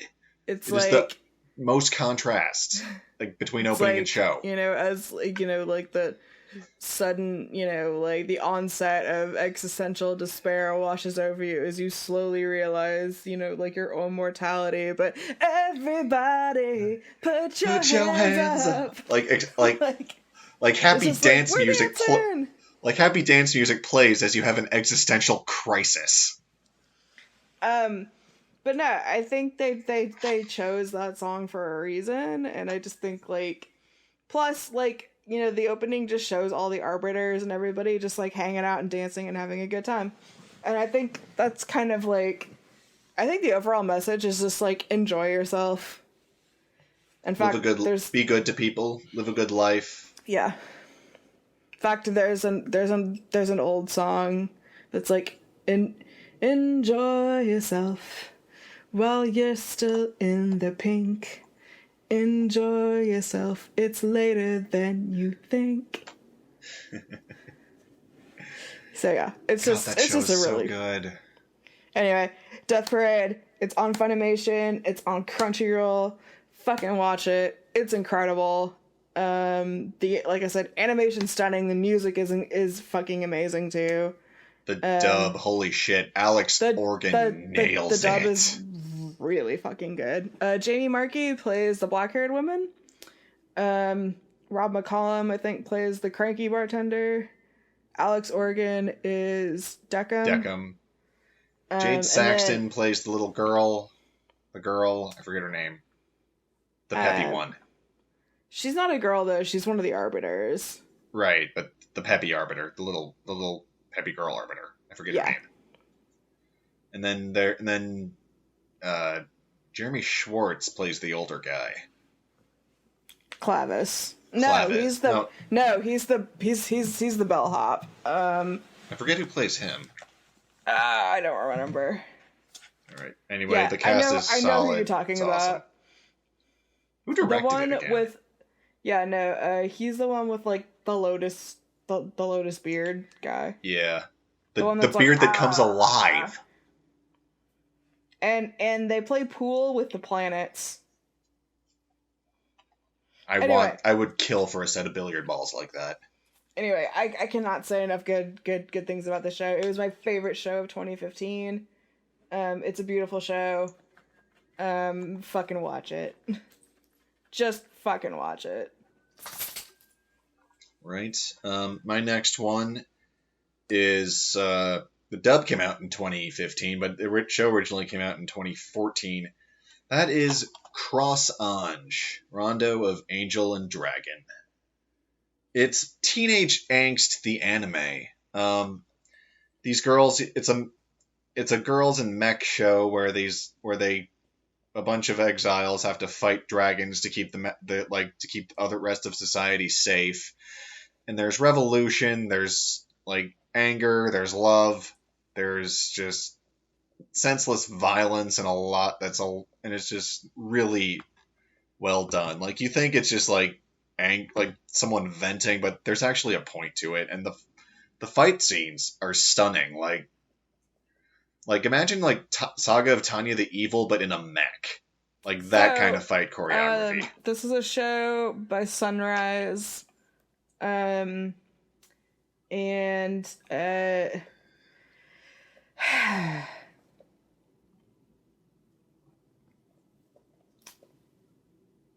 wait, was it the same? No, because that was a Clamp show. Never mind. I was gonna say, was it the same art style as Code Chaos? Because they're both done by Sunrise, but that was a Clamp show.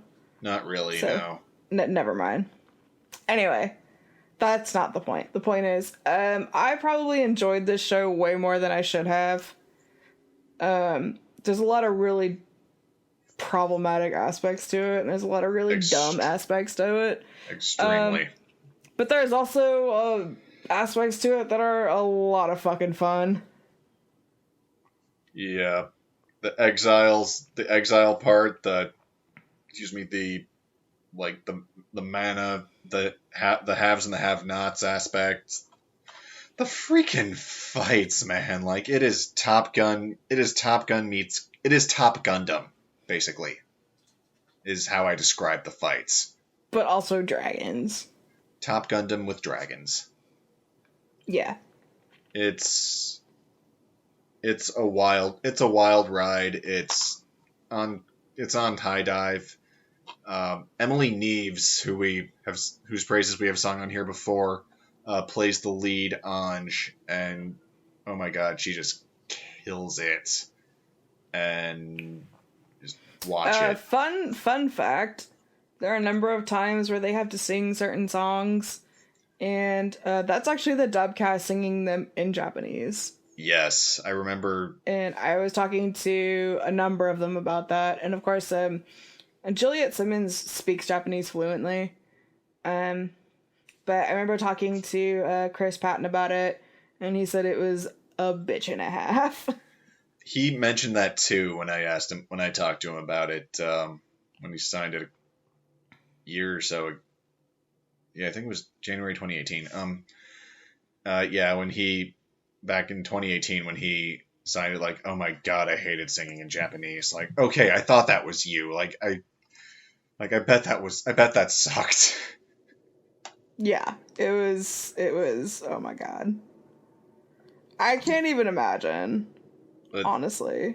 Still, like, the whole show is just, it's, back, like Nobunaga, just focus on more of the action than the story. The story is solid, it's good, but the action scenes and the interactions are really what make it. So we are coming up on my top 4 from the last decade. I already did my top 5, so these are just whatever's left. Yeah. So we're just gonna take a really short breather for just a second. Have a word from our sponsors, and we'll be back in a minute.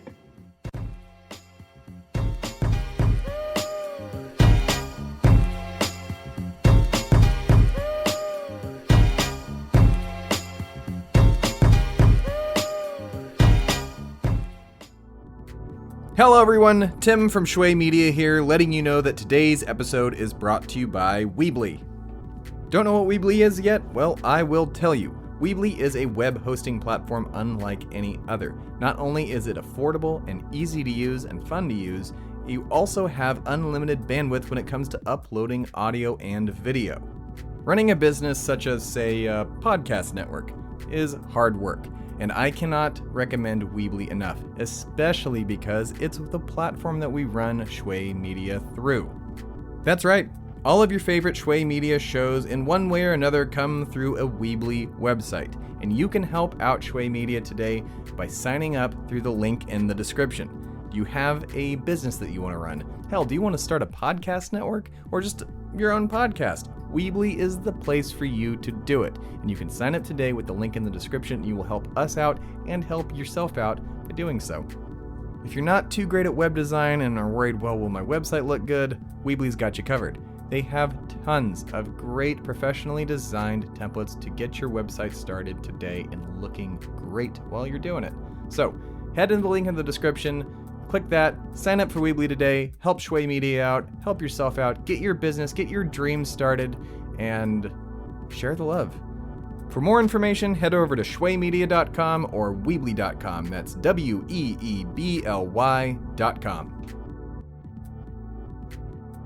And now, back to the show.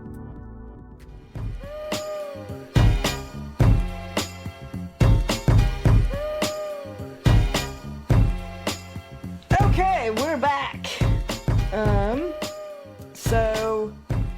Kicking off my favorite show of 2016. I think this is a show that like me and probably like 12 other people watched, but I don't care. It still has yet to be licensed or put on home video or anything, which is a shame. And I'm looking at you, friend. I'm looking at you. What? Was it Uma Musume? Yeah, because I totally loved that show, Matt. Fuck you. No. Ain't a stinker. Yeah, no, this has yet to be... I just want to own this show, okay? Anyway, it is Shogen Roku Rakugo Shinju. My personal favorite show from 2016. The show is a fucking masterpiece. The manga is incredible. I actually found it at the library the other day, which was cool. So I actually like borrowed the first 3 volumes of it. But I do want to buy the whole show.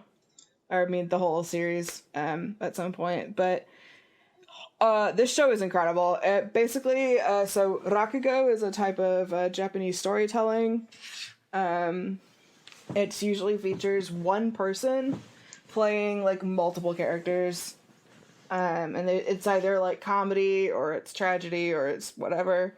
So the show centers around a guy. So it starts off in like the mid-70s. And it's a guy who just got out of prison.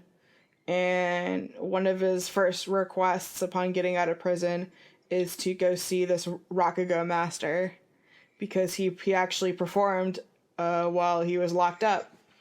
And he was really inspired by his performance. And he wants to become his apprentice. And at first, the master is like, kid, get the fuck out of my face. But he is very persistent.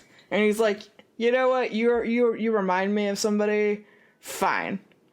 And he's like, but I'm not gonna go easy on you. And he's like, fine. Show me what you got. And in the first episode, you see him like perform this story, and he's almost like a dead ringer for this other performer who the master knew growing up, and then. Pretty much the entire rest of the first season is a flashback to, I believe, like the 40s and 50s of when the master was growing up. And it's just such a beautiful story. I don't want to spoil anything after that, but it's just it's got, it's like a soap opera. It's got love, it's got tragedy, it's got intrigue, it's got really long drawn out storytelling. It's very, very, very dialogue heavy, so if that's not your forte, then I apologize, But I would recommend this to more like the PBS crowd, or for those like 12 nerdy people like me who are just like totally enthralled by like period pieces. This is such a beautifully written show, and the animation is stunning. and people were like, oh, it's Studio Dean, blah, blah, blah. The studio doesn't matter. The director and the staff do. True.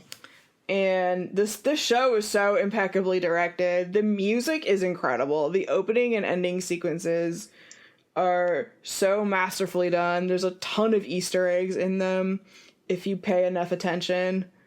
One of them, like, one of the endings, I can't remember for which season it is, but one of them pretty much gives away the entire show, if you know what to look for. But it's just, it's jazzy, and it's just, it's such a goddamn good show, and I feel like not enough people watched it, sadly.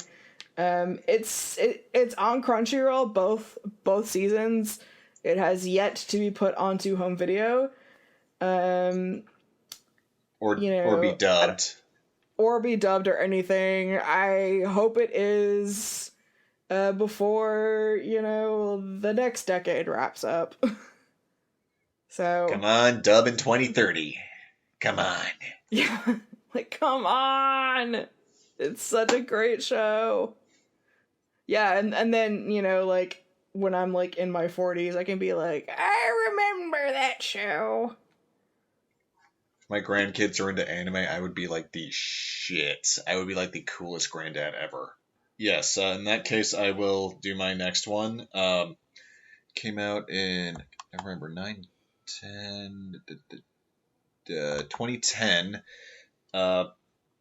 And that is Maid-sama from Sentai. It's about a girl, a student council president who is just like strict drill instructor strict, but at the same time, to help support her family, she has a heart of gold, though. She's not like a mean person. She's an angel. She's an angel who's just like a tough exterior, but a soft inside. I wouldn't say she's tsundere. Is she tsundere? It's not so much that. It's just, it's like the reason she is such a tough ass is like the school that she goes to is in pretty bad shape, and so she's like basically trying to keep it from like falling apart. It used to be an all boys school, but then in the last couple of years or so, it became co-ed, and she basically just thinks all men are trash and wants to like keep order there, and is doing that with an iron fist. Yeah, basically she just feels a lot of pressure to keep everything together. And she actually comes from a very like modest background. Her family doesn't have a whole lot of money. And so she to basically make sure that the house doesn't fall apart, to make sure that her tuition is paid, she has to take on a part-time job in a maid cafe. And it's a night, and the comedy comes from it, from her school persona, she has and kept this a secret. Yeah. Comedy comes from her school persona and her maid persona just being night and day. Like, while at school, she is, like I said, just like tough as nails. While as a maid, she is just like warm, friendly, and upbeat. And the male character in it, the love interest, is the only one who Utsui. Is the only one who knows both sides of her and how to push all of her buttons without even trying. So it's a rom-com. So enter Utsui, who is this really ridiculously good-looking upperclassman. I thought they were the same year. Well, I mean, anyway. Actually, I think she's his senpai, but technically, because she's the student council president, so she would be senpai anyway. Yeah. But anyway, that's not the point. The point is, he comes from a very wealthy family, and he's actually like very intelligent and everything, but he has kind of a crush on her, so he kind of likes to give her a hard time. But he does it out of love. He's really intelligent, but he plays coy the whole time, so no one really expects anything from him. But he is a smooth operator. Dude knows what he's doing. But the thing is, like, he discovers accidentally that she works in this cafe. So, of course, he holds it over her head, and basically makes her life a little bit harder. A little bit harder, but a little bit happier. It's really cute. Like, obviously, it's kind of one of those shows where, like, you can totally, like the pairing is, like, it's obvious what the pairing is. Like, it's obvious that they're going to get together. You're just kind of seeing how they get to that point. Like you kind of already know that they're going to get together before the characters even realize it. There are a lot of just kiss already moments in the, yeah, like it's sweet, but at the same time it's like, oh my god, we get it. I highly also recommend the manga if you actually want a satisfying conclusion to the story. The anime was pretty satisfying. They got together. Yeah, but I mean, like, together. Oh, like, wink. like OTP forever sail off into the sunset. I'm just gonna guess they get hitched. Maybe. Anyway. That's spoilers for yes. No, I mean, actually, it's pretty fucking obvious they're gonna get married and live happily ever after. You're just kind of seeing how they get to that point. Yeah. It is really a sweet show. It's such a cute show. Interestingly enough, this is actually a double release from Sentai. They initially released it sub-only, way the fuck back when it actually came out, and then they finally came to their senses, like 4 years later, and redubbed it. Yeah, I have the box with me, and it says new English dub, which they only do for shows for shows on their backlog that they dub, like they did it for Waiting in the Summer and on the Waiting in the Summer box and Golden Time. They also did it for Love Stage. Yep. Teen Romantic Comedy Snafu. Which is also a really hilarious show, and I love it. Anyway, that was from 2014 as well. Next show. This is from 2017. 2017 was kind of difficult because I honestly forgot what came out that year. For a hot minute. But I think I settled on, okay, it was either this or Princess Principal, and I had a really hard time kind of like tossing those up together, but I think I settled on this one. Let's see if we have the same one. I happen to own both, so that's actually a good thing. But this show is called Land of the Lustrous. We did not pick the same one. And this is, okay, I know what y'all are thinking. CG anime, Cardinal Sin.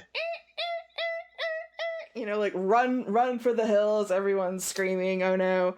This is not Handshakers. This is better. Like cue SpongeBob, my eyes! No. Okay, finally, someone got it right. Thank the Lord, because the reason is it took them forever to make this show. Like, I think they started production on it in like 2009 or something. Oh. Like it took them a really, really, really long time to make this show. But thank God, because it is stunning. So essentially, it is about anthropomorphized gemstones that live, I think, on a Earth or a planet. I'm not really sure where they are. There's ground where they are. Yeah, they live somewhere in a place, but so it follows our main gem, Phos, who is kind of like a green gemstone. Is that short for phosphorus? No, phosphorus isn't a gem. Never mind. No, it's a phospholite or something. Something.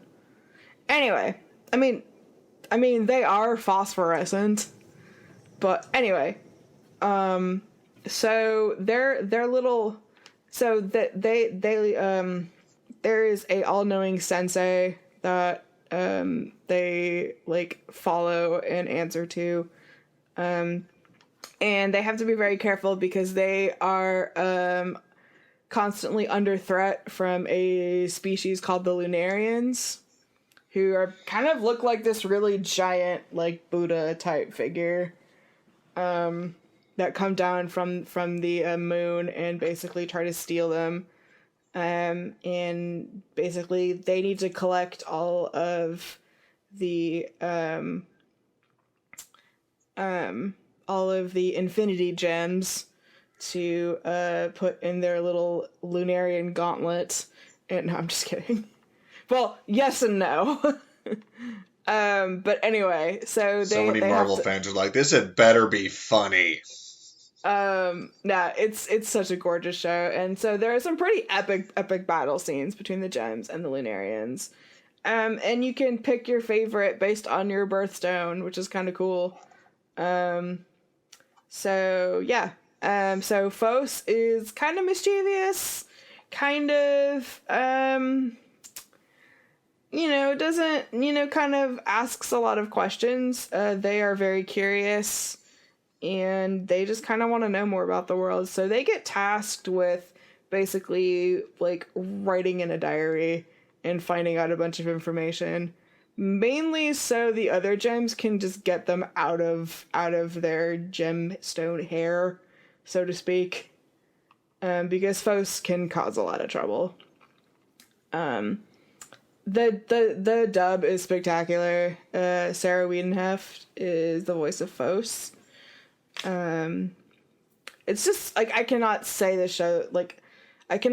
enough praises for this show. It's so gorgeous. It's one of the few CG anime that is actually done right and looks incredible. The story doesn't is hurt incredible. Your eyes. The music is gorgeous. The opening is probably one of my favorites from that year. It's on High Dive right now. It is actually featured in multiple languages. So Japanese, English, and I believe there is even a Spanish dub. It's just, yeah, I have the limited edition for the Blu-ray. And yeah, I cannot say enough praises for this show. It's so gorgeous. It's such a beautiful story. The dub is fucking incredible. And I believe Matt has another show that actually we both own the show as well. And I also thought about putting this on, but let's see if it's the same. Let's see if you were thinking what I was thinking. The next one I have, my second to last, is The Ancient Magus's Bride. Was that the one you were thinking of? Yeah. Yeah. It is a story of discovery and love and learning about boundaries too, honestly, with Elias. It's about a girl. Apparently, every portal to a magic realm apparently exists in like England for some reason. And only England. Yeah. And maybe Japan. Like they can go to Japan from England via portal, but that's it. Yeah, pretty much. Basically, this girl, Chise, sells herself into slavery in order to, I think, to pay off some debt she owed, and gets bought by this mage, Elias, who's, we're not really sure what he is, but he's known as the Thorn Mage, Elias. Yeah. Elias Ainsworth. His presence is like, he manifests as like this giant robed creature with like a cow skull. Yeah. But he can also shapeshift into a very attractive blonde guy. Yeah, not shapeshift, it's a glamour charm. There's a difference. Yeah. Well, whatever. And the point is... he buys Chise to be both his bride and his pupil. And at first, like, I was like, when I first heard like of the manga and like what the premise was, I was like a little hesitant because it sounded a lot like grooming, but at the same time I'm like, you know what, I'm glad it's not. Yeah, I actually watched. So the way that this happened is Crunchyroll premiered kind of like a 45-ish minute OVA in the There were beginning. three OVAs, though, Waiting Upon the Star. Yeah. So, but it's all condensed into one when Crunchyroll finally aired it. And this was back like in the summer. This was a long time ago. That was like 2015, I think. It was at least a year or two before. It was like at least a year before the anime actually came out. Yeah. And anyway, I watched it I think like 3 times and I was like, holy shit, this is incredible. So Yeah. I bought like the first 3 volumes of the manga. And I was just like, oh my god, oh my god, oh my god. And then it finally dropped on Funimation and Crunchyroll. And yeah, it's just like if you like sort of Celtic-ish lore. It was really faithful to a lot of the Celtic lore. Like I checked it, I like fact checked it. It stuck pretty well to it by and large. Like obviously woolly bugs aren't a thing in Celtic lore, but like I want one. Oh my god, they're so cute. But like banshees and the people in the Tuatha De Danann and Oberon and the fairy queen whose name escapes me at the moment. Those are all actual beings in Celtic lore. And it was really like faithful and respectful to that, which I really liked. I'm a huge fan of anything Celtic. I love it. Oh, and the opening sequence, at least in the first half, is fucking insane. And yes. And then everyone was really upset when they changed it. It was the second course, so we knew it would change, but they completely killed the mood with it. It was like way too upbeat and poppy for like a show, for that kind of show. They kind of turned it into a very typical anime opening. Yeah, and that's what pissed everyone off. And everyone was like, what the fuck? That old one was so good. And then we get so this, which is... Yeah, it set the mood perfectly, and then we get just like a throwaway opening. But other than that, the show is incredible. The animation, shout out to Studio Wit. Like, I mean, the animation is stunning. The music is stunning. The story is stunning. I cannot say enough good things. Like, the dub is perfect. Like, this was Danny Chambers' first big role at Funimation, and she nailed it just right out of the gate. And you would laugh. It's a show where you can laugh and cry along with all the characters. Like laugh, cry, get mad. It just draws you in so well, and it gets dark, it gets scary, but at the same time, it's full of love and hope and warmth. Like there's not an almost no ill-intending bone in Elias's body. He slips up hugely. I'm not going to say he's perfect, but he wants what's best. But the way that they frame it is, it becomes kind of like a teaching moment, and also like Chisei really like stands up for herself, and she puts her foot down, and she's like, "No, fuck you!" Like, yeah, it's a good lesson in setting boundaries in relationships. Yeah. I thought and she's like, yeah, technically you quote unquote bought me, but I'm not your property. Yeah. Kind of thing. Anyway, also shout out to a character in that show that's actually named, that has my name, which is kind of cool. Stella, yes. She lives near Elias, like with their neighbors, and she becomes friends with Chisei, and Skylar McIntosh plays her, and there is somewhere in the depths of the internet, a hilarious bomb clip where Kyle Phillips, the director, is filming her from his seat in the studio, and in the scene, Stella gives Chisei a gift, and the line is, "Here, I had my aunt make it for you," and it's like a scarf or some clothing or jewelry or something, and and Danny Danny in the scene where Chisei's looking at the box goes, "Wow, you're really lazy." Oh, I was gonna say And there's another one Skylar where, like, loses it. where like she like goes into the room and like makes like a weed joke. Yeah. Anyway, Danny just like is perfect at bombing. Like you need like Magus outtakes and then kimono outtakes are just hilarious. Yeah. But yeah, anyway, just it's just a really, really, really good show. I highly recommend it. It's dark, but it's also it's also warm. Like you feel like there's it gives off a feeling, an aura of like warmth and comfort and safety. Like all at the same time having like dark spirits and forces at work. It's wholesome at the same. It's wholesome at parts, and I really liked that. Like the whole home to go back to thing is a theme that I love in anime. It's just the most heartwarming thing I can find in anime. Like no matter the genre, I love it. So up next, from 2018, this one was really hard because there were a lot of really, really good shows from back then, or from like a year ago. If you want to find out more shows that we love, check out that episode, featuring our special guest, subtitled anime.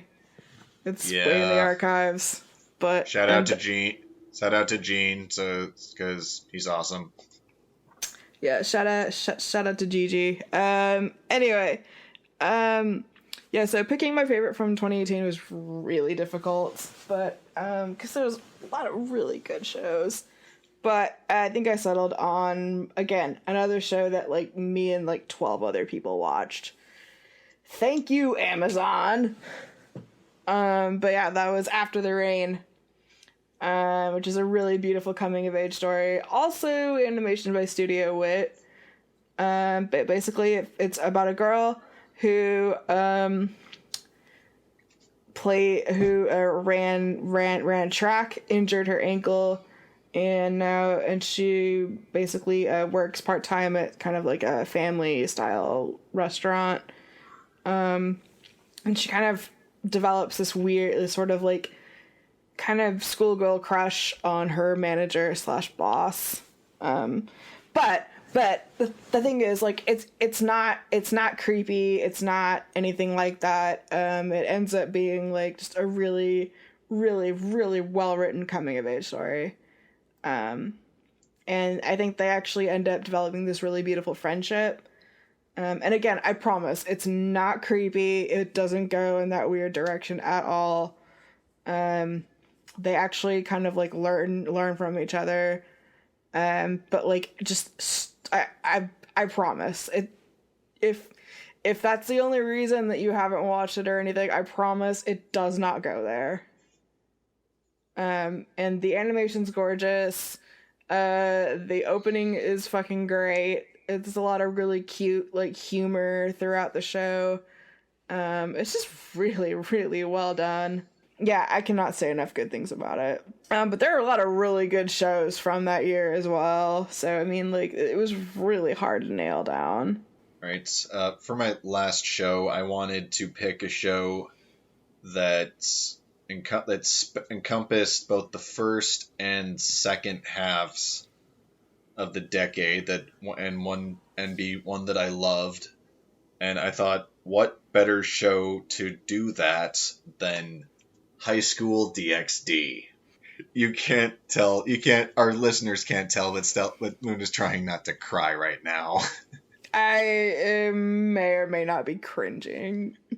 It's supernatural high school ecchi. This guy gets taken in by a bunch of hot, horny demon girls, and antics ensue, and there's fighting and boobs and fun stuff, and boobs and romance and feelings and fun stuff all the while. It's actually like it's actually one of the better done ecchi shows in my opinion, because because like the guy can actually knows how to actually rationalize his feelings, and the girl so do the girls, and the guy actually understands consent, which I really like. But yeah, it's fun. It's boobs. If you like fan service and nudity and all that good stuff, watch it.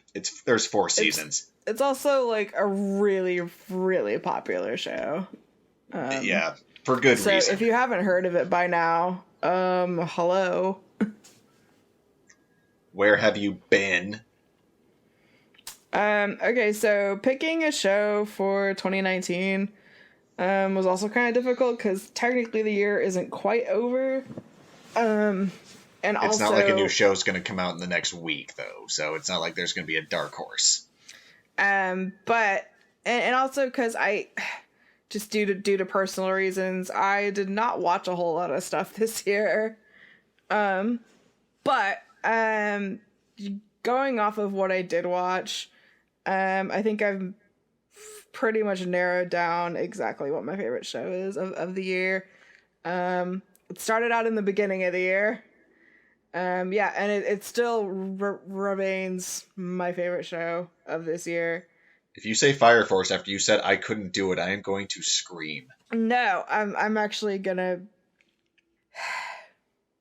Sara Zanmai. Okay, good.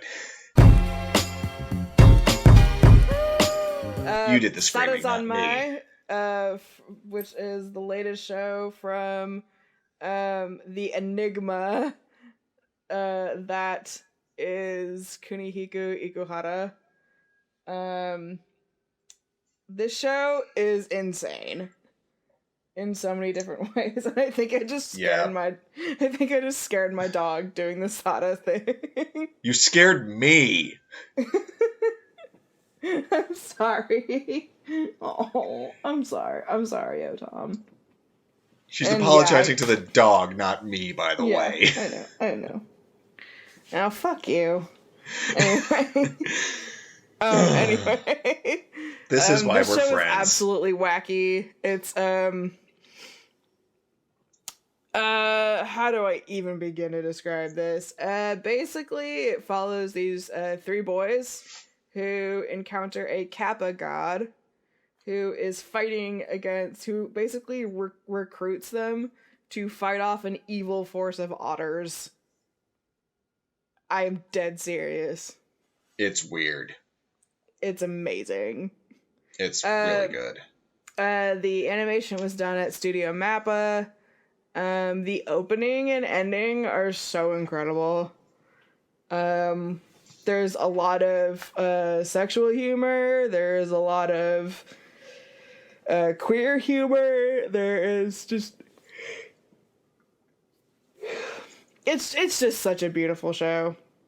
Like, I cannot sing its praises enough. I've been a huge fan of Ikuhara for a long time. And yeah, this was... and there are musical numbers in this show. Yes, there are, and they're amazing. Utterly sexy. Ora, soya, soya, soya, soya, soya. Let desire flow, never let it go. Let desire flow, never let it go. Soya, soya, soya. Oh God. Okay, so this is also another show that I watched both the dub and sub of, just because honestly I just needed to see what was going to happen. And also the sub features Mamoru Miyano, who is amazing in every single goddamn thing he does. Yes. I just want to say this about Mappa. They've for that year, this year and last year, they sort of, I don't want to say they sort of busted out as sort of like the kind of progressive studio, because I mean they did Zombieland Saga, and then they did Sarazanmai, both of which featured LGBTQ characters. So I thought 2 shows like that from the same studio is honestly I'd say progress. I mean, they also did Yuri on Ice, Yeah, that too. Like I'd call that like I'd call them like the progressive studio from those three. Makes sense, yeah. But yeah, Sadazame was probably my favorite of the year, hands down. And there are a lot of really good shows this year.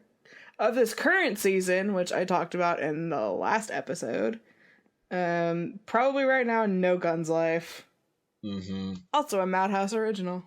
Yes, it is wonderful. It's like a gritty cyberpunk, like mechanical punk noir sort of thing, and it is just a treat to watch.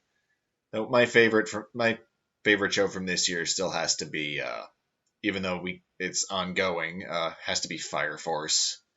I love it. It's perfect. I love all the characters. Everyone who enters the show makes it better. And it is just so good. The newest episode was insane. Like I I'd have to was say my runner-up, though, would probably be, Oh Maidens in Your Savage Season.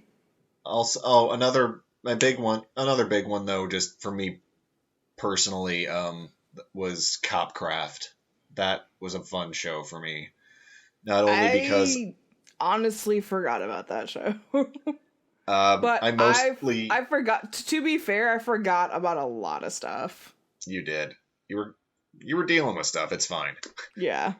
But for Copcraft, for me, it was not only just a really well done dub, with Felicia Angel and Dave Matranga, but I Oh got fuck! to I gotta watch it I got to geek the hell out on the alphabet. No, the language. That was my first time deciphering a language, not an alphabet, and it was some of the most fun I've had all year.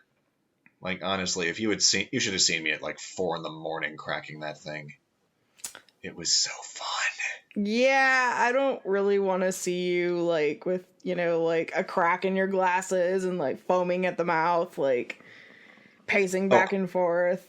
Oh, I am elegant at 4 a.m. Thank you very much. If I got a crack in my glasses every time I stayed up like at past cans 3 of energy drinks, like twitching. That was college Matt. This is non-college Matt. College Matt knows how to rely on adrenaline and positivity, not just caffeine. I drink tea now, not Mountain Dew. Just like kneeling in like a traditional Japanese robe with like your like taking like gradual sips of tea with like, and you'd like suddenly turn into one of those anime characters that like never opens their eyes. No, I'm more like the research junkie where I'm like, I have a bottle of tea, I have a bottle of Lipton Pure Leaf at arm's length that I take a swig of occasionally. And then I'm just like hitting my computer like a madman, replaying scenes, listening to specifics, dub and sub. It was so much fun. We need to do that show just so I can actually go in depth about the language, because I need a platform to talk about it. I know. We will get to it eventually, I promise. I mean, language aside, the show is really good. It has really good themes. The characters are great. It's a lot of fun. It's a reverse isekai. And it is just, like, it tackles some good themes, like racism and prejudice. If Amazon would just release recreators from its clutches, that would be great. Yeah. If Amazon could just release all their shit from their clutches, like, Sentai and Funimation would snap them up. Yeah, for sure. They would probably gouge the prices like mad, though. Like, speaking of Aniplex would be like, at least we don't do that. Speaking of upcoming releases that I really need to get around to buying, Lupin Part 5, which has been circulating on Toonami. I love Fujiko. And I haven't really been able to watch because I do not have fucking cable. It's really good. But I've already seen the whole thing on Crunchyroll. I just haven't seen the dub. The dub is amazing. But yeah. By the way, if y'all are watching Toonami, obviously you're probably following Fire Force, Lupin, and then is Dr. Stone on there? Yeah, it's still on Okay. there. It's the first season ended in the sub, and Toonami I think is like 2 weeks behind the simuldub. So there's like 4 weeks between the end of the ends those ends. I think I forget exactly, but yeah, it's still going, and season 2 was confirmed sometime in 2020. So that's exciting. Does not surprise me. No, it is really good. Like that's it and Fire Force are easily my two favorite ongoings. My personal favorite ongoing is obvious. Remind the viewers who don't know you that well. I'm joking. Fruits Basket. Yes. My second would be Chihaya Furu, which has been incredible so far. I'm so glad that and Sentai has confirmed it. So they confirmed the dub. They are in fact dubbing it. I mean, I figured that they would. It was just a matter of time. I'm excited for Fruits Basket season 2. Oh, I'm so excited. I think it's coming back spring of next year. Sounds about right, yeah. I'm very excited. I adore that show to bits. Oh my god, it was... Anyway. It was the best kind of emotional roller coaster. We are way over time. But thank you all for listening to us ramble on about our favorite shows. Yes. And just kind of like waxing lyrical. Waxing poetic, nostalgic, and hopeful. So here's to another 10 years of great anime. And we will see you in the new year, hopefully. Yep. So I'm Luna. I'm still here. Oh yeah, we should do our social media announcements thing. So that's what I'm about to do. Excuse me. Yeah, shut the fuck up. God. Just kidding. Anyway, so so I am still here. I am Luna. Now that this semester is finally fucking over, I'll actually have a lot more time, hopefully, to keep doing this show. But in the meantime, you can find me on Twitter at Lunatic. That is capital L, 3 O's, NAHTIC at Twitter. Yeah, I rant about politics. I tweet a bunch of weeb shit and memes. So, come on down, enjoy the fun. You can also find me on Twitter at Matthew H. Voss. I also jab politically here and there and mostly tweet weeb shit. My tweets are awesome. Follow us. Follow me. Follow us follow the podcast at Dubterfuge. Yeah, please follow the podcast on Twitter. That's the main thing for that. You can find us on Twitter at Dubterfuge, on YouTube, and wherever you get your podcasts. I just said that. What the hell? Come on. I'm kidding. Don't worry. Well, whatever. I say it better. I'm just kidding. Sincere. Anyway, thank y'all so much for listening, and yeah, thank you guys. This has been fun. This has been a blast. Hopefully, in the new year, we hope to get a lot more special guests. Yes. Maybe even some voice actor and director guests. Fingers crossed. I know a ton of people who I want on here, and I'm sure Luna does too. And yeah, so maybe we'll get an episode where we get all like 9 of them plus us on here together, because that won't be a logistical fucking nightmare. Why did I do that? But yeah, so thank y'all so much for listening, and we will see you in the new year. Peace. Later. Dubterfuge is produced and distributed by Shui Media. The show was created and is hosted by Stella Luna and Matt Voss. The show is edited by Tim Philippi, and all the show's music is created by Stella Luna and arranged by Timmy Two Step. For more, visit dubterfuge.com.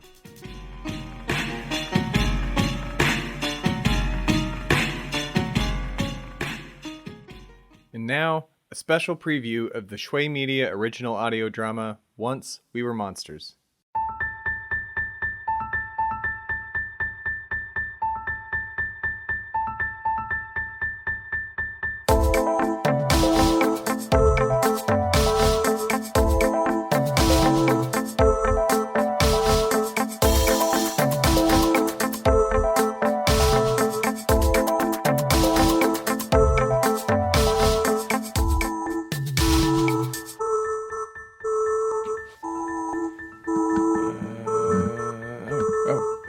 Oh, it's working.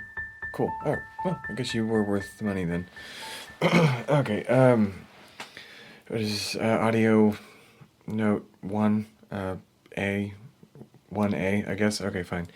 My name is Dr. Austin Lee, Bethlehem, Pennsylvania. What day is this? Oh, yeah. December 23rd, 2023, at, oh God, 8:50 p.m. Okay, yeah, I'm recording these notes, as a, I don't know, a lead up, get my thoughts out there, I guess, for the sessions I am doing with the Turned. There's a few folks. I don't know how many's actually going to show up, but we'll see. Got a few bites off that poster.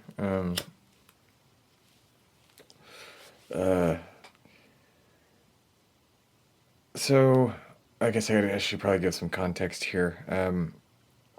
If anybody's listening to this who is not me, and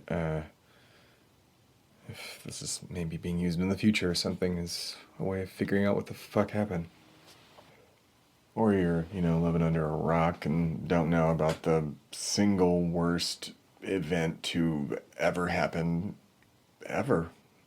It was Christmas Eve, at least, for us and whoever else in this country or whatever. Everybody's sitting down for their meal or going to the store if they're waking up to go buy groceries in Japan, or if they're just living their life in Iraq or walking around in Australia. Happen to any given person, any given town.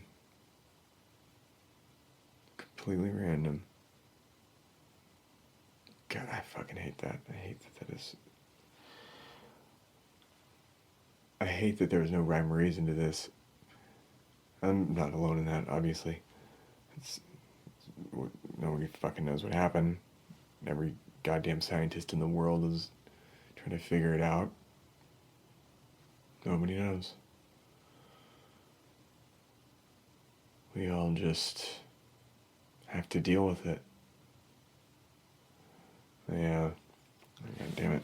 Things keep going out.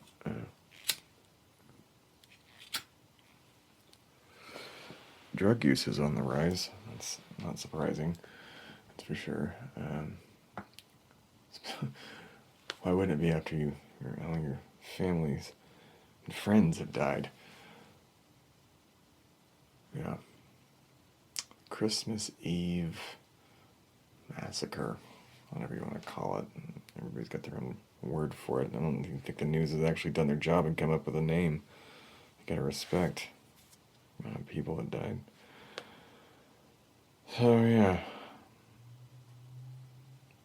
we were all sitting down, and at least in my house we heard a noise, and then a lot of noise, and then a lot of noise everywhere. And then the TV sounds that little colorful bar with the emergency alert. And it was chaos. All at once, every other human, half of humanity, spontaneously transformed into monsters and then proceeded to devour, kill, and maim every living thing in their path, destroying property as well, obviously, as what these creatures, beasts, monsters do. And then 12 hours later turned back. Once We Were Monsters is a production of Shui Media and will premiere on December 26th, 2019. For more information, visit shuimedia.com.